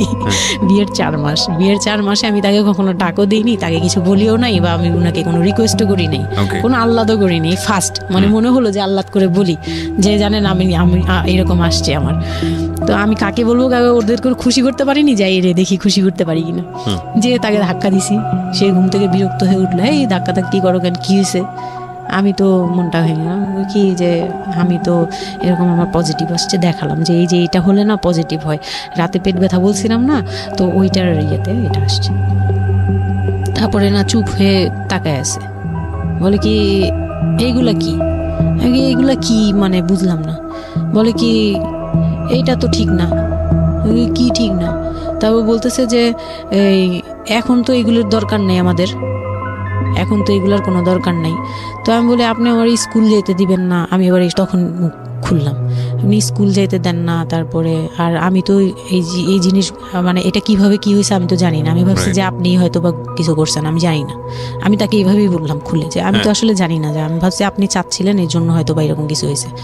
আর মানে প্রোটেকশন নেওয়া টেওয়া সব কিছু তার উপর ডিপেন্ড করে। তারপর হচ্ছে এটা বলার পরে না মানে আমি আর কিছু বলার মতো ইয়েতে ছিলাম না, আমি চুপচাপ, যে ওরা কি করবে না করবে আমি কিছু জানি না। তো আমার হাজবেন্ড যেটা করলো, যে সে চাচ্ছিল না যে আমি মানে সে চাচ্ছিল না বেবিটা, কোন কথা হচ্ছে, সে চাচ্ছে বেবিটা চাচ্ছে না মানে, কিন্তু কিছু বলতেও পারছে না। আমি এবার বাসায়ও বলছি, বাসায় সবাইও খুব চিন্তিত আমার এইটুক বয়সে আমি কিভাবে কি করব।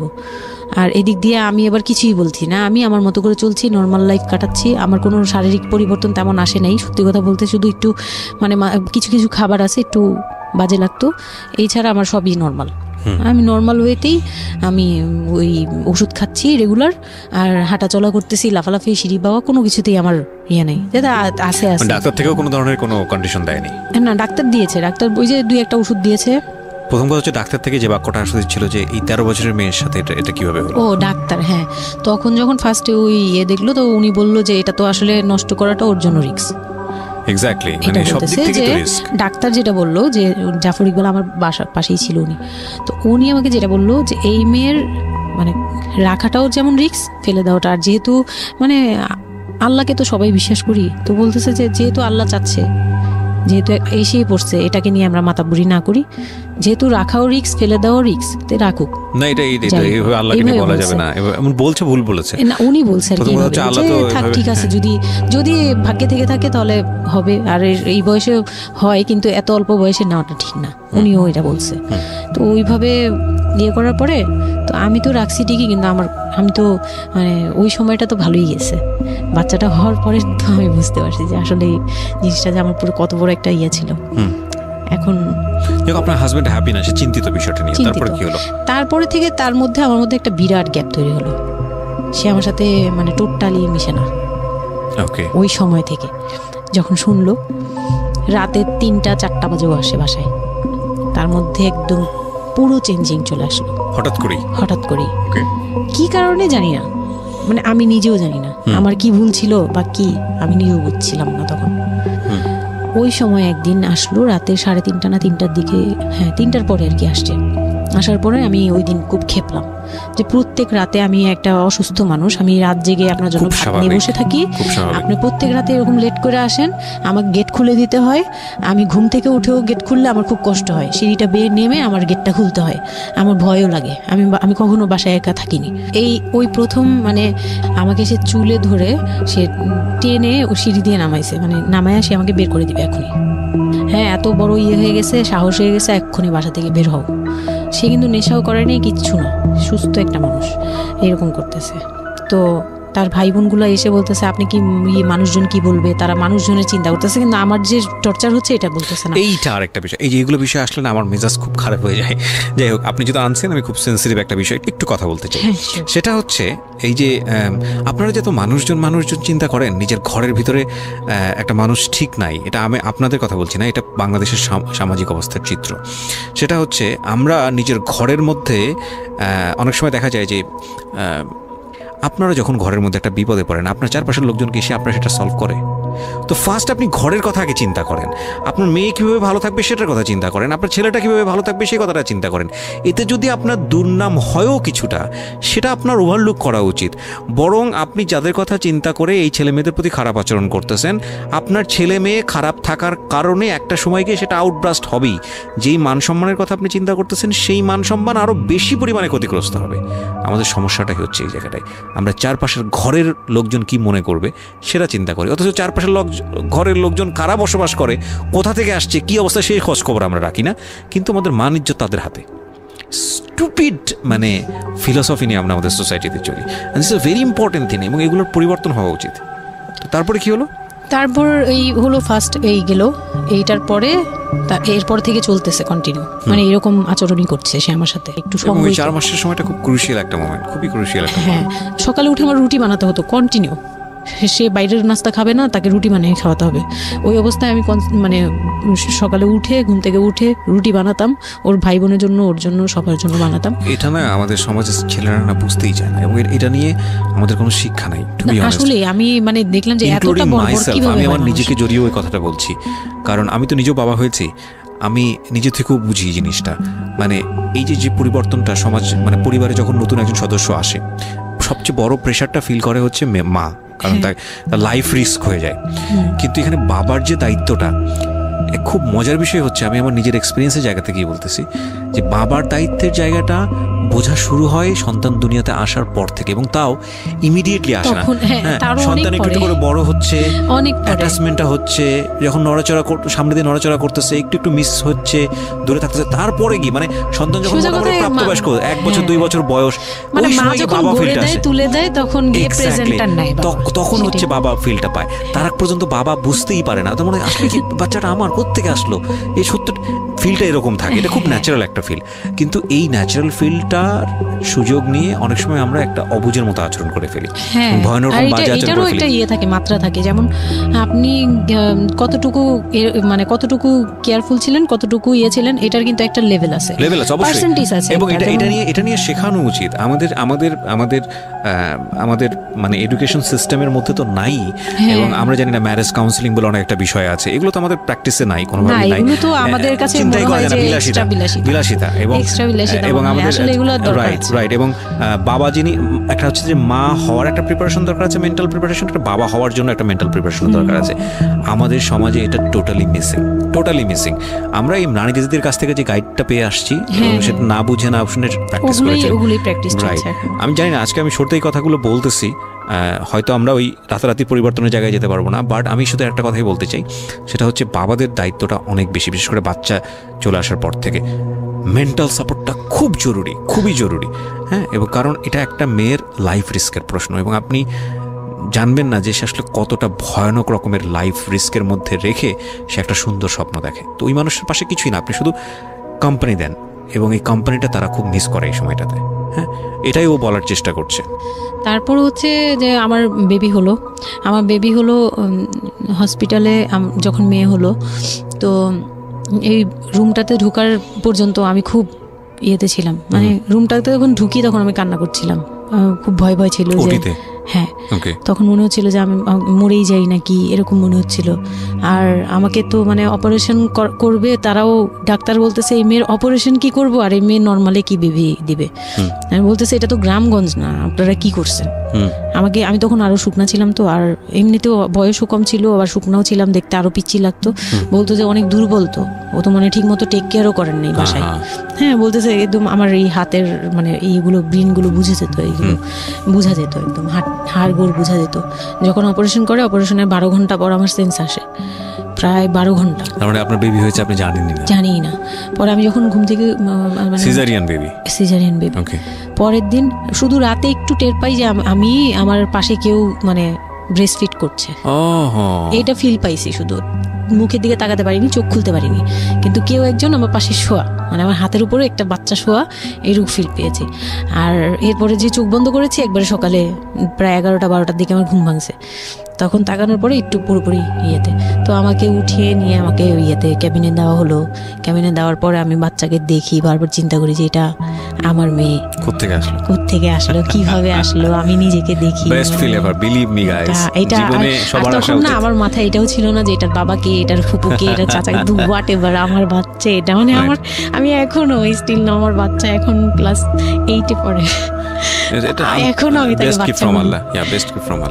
হ্যাঁ, তো ও আর আমি একসাথে হাঁটলে মনে হয় কি মানে ফ্রেন্ড আমরা এরকম। পর হচ্ছে ওই বাচ্চাটা হলো, বাচ্চাটা হওয়ার পরে সে খেলে, আমার খুব ভালো লাগে, তাকে নিয়ে আমার সময় ভালো কাটে।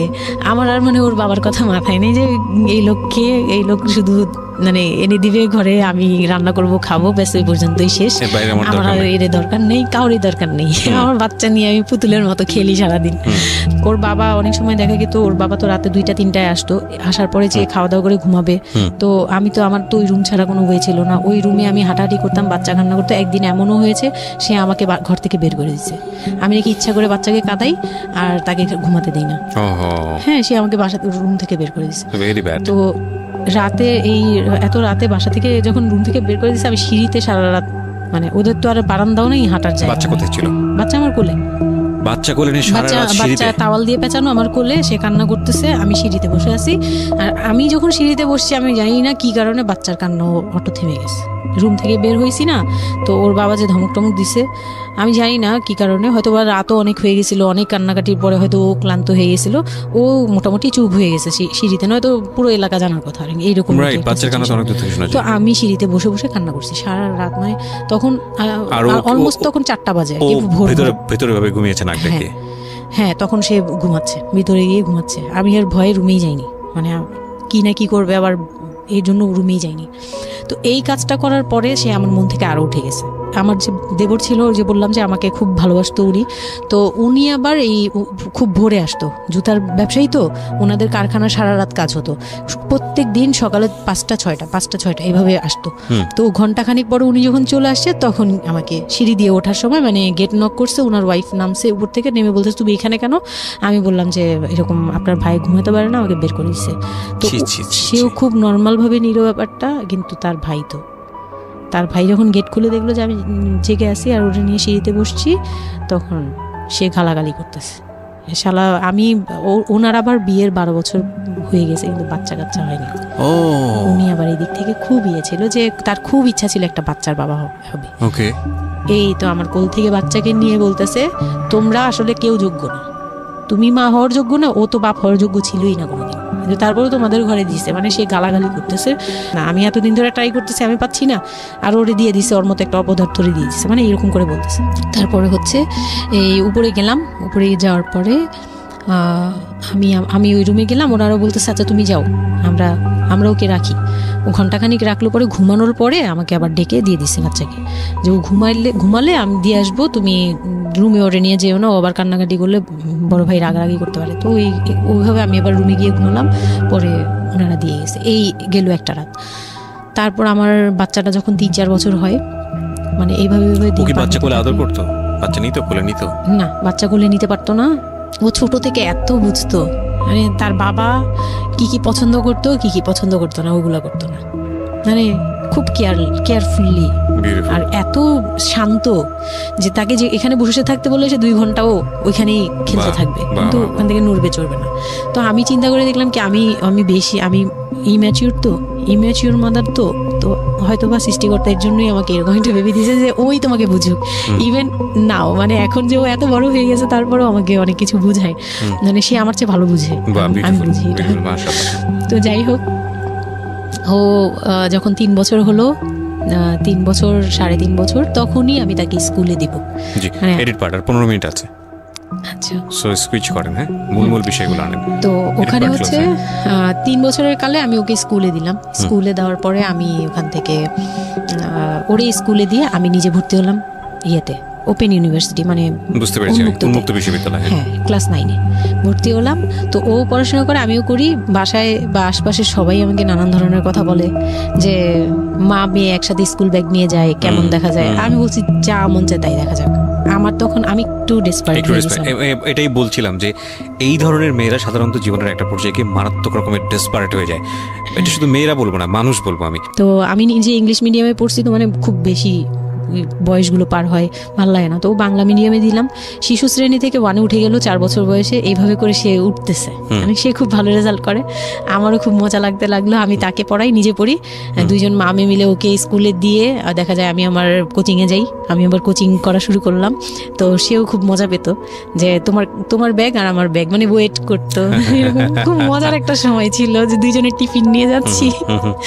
তো আমরা খুব মজা করে এরকম ক্লাস করতাম। ওর বাবার মাঝখানে একটু জেলাসি হলো, মানে মাঝে মাঝে খুব জেলাসি করতো।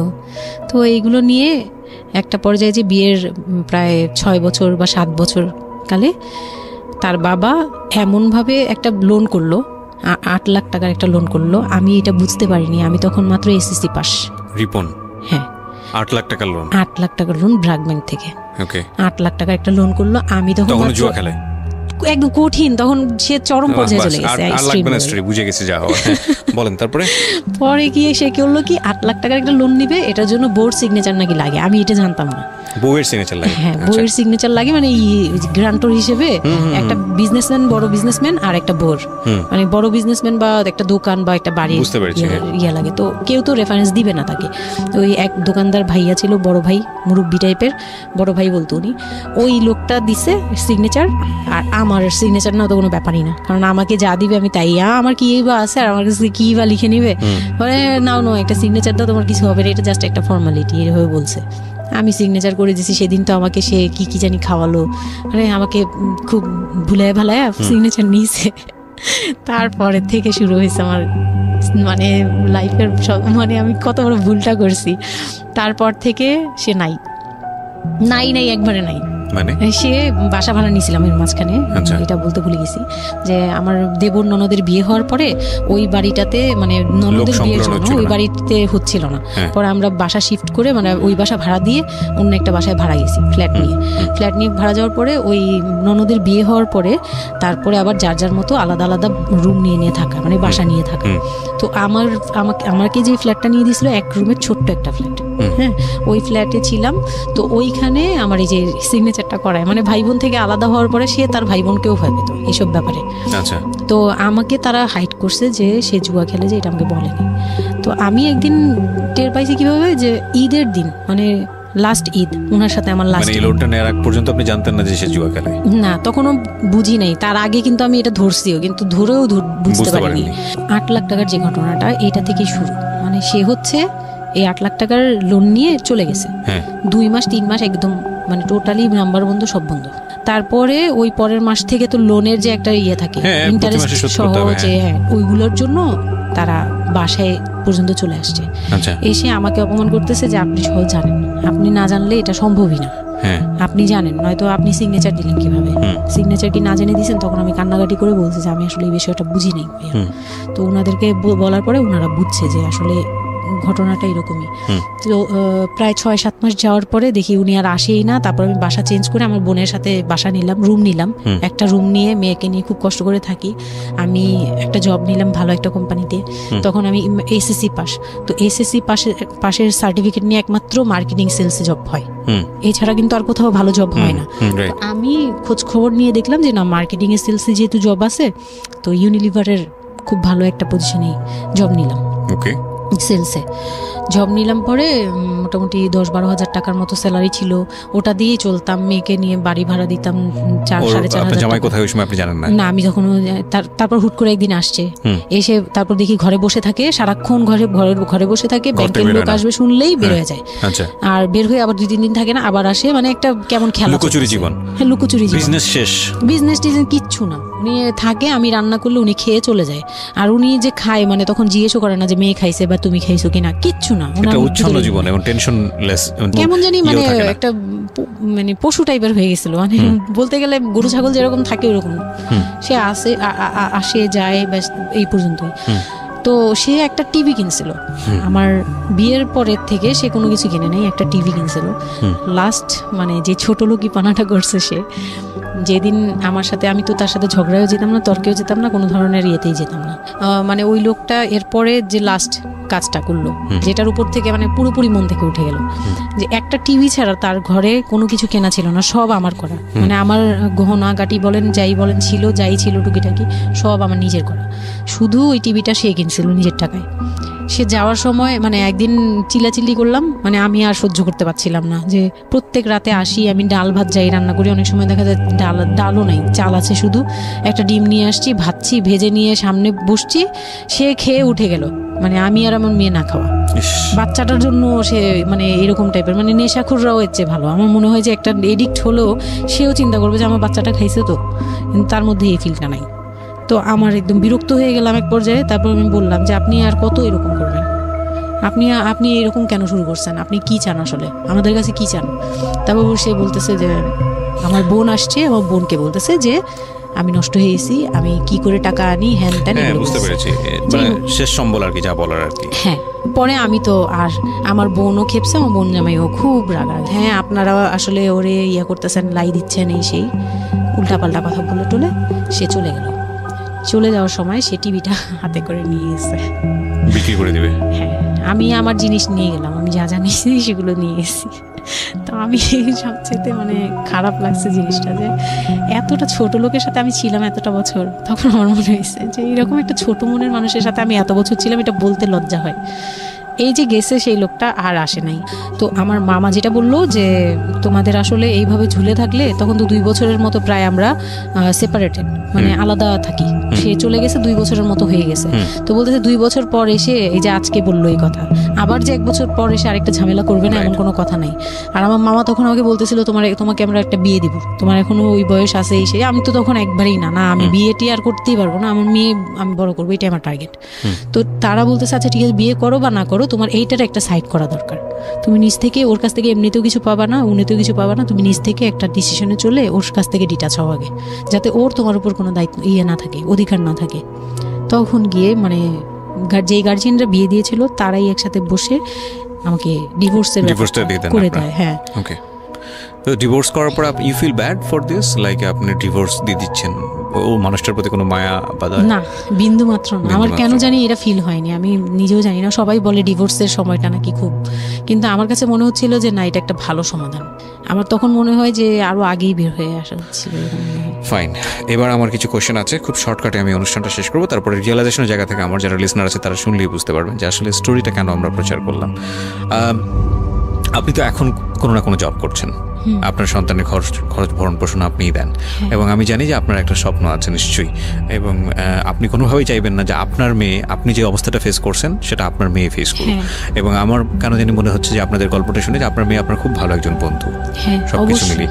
ওকে, সো একটা কথা, সৃষ্টিকর্তা কখনোই কোনো মানুষকে কমপ্লিটলি আনহ্যাপি করে না, কমপ্লিটলি হ্যাপি করে না। হ্যাঁ, আপনার এই কষ্টময় জীবনের মধ্যেও আপনাকে আল্লাহ একটা বেস্ট গিফট দিয়ে দিয়েছেন, সেটা হচ্ছে আপনার সন্তান।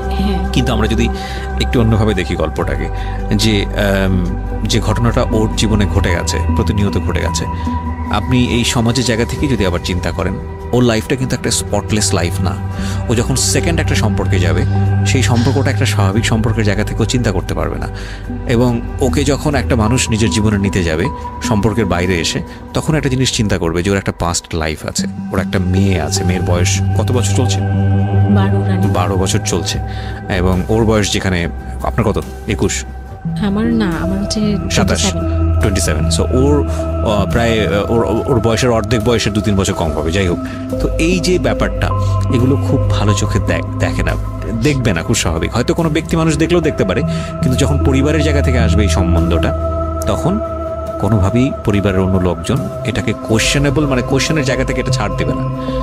তাহলে দেখুন, ওর জীবনের বিগার লস কিংবা ওর জীবনের যে একটা ভয়ানক রকমের একটা ক্ষতি, পুরো জীবনের মোড়টাকে অন্যদিকে ঘুরিয়ে দেওয়া।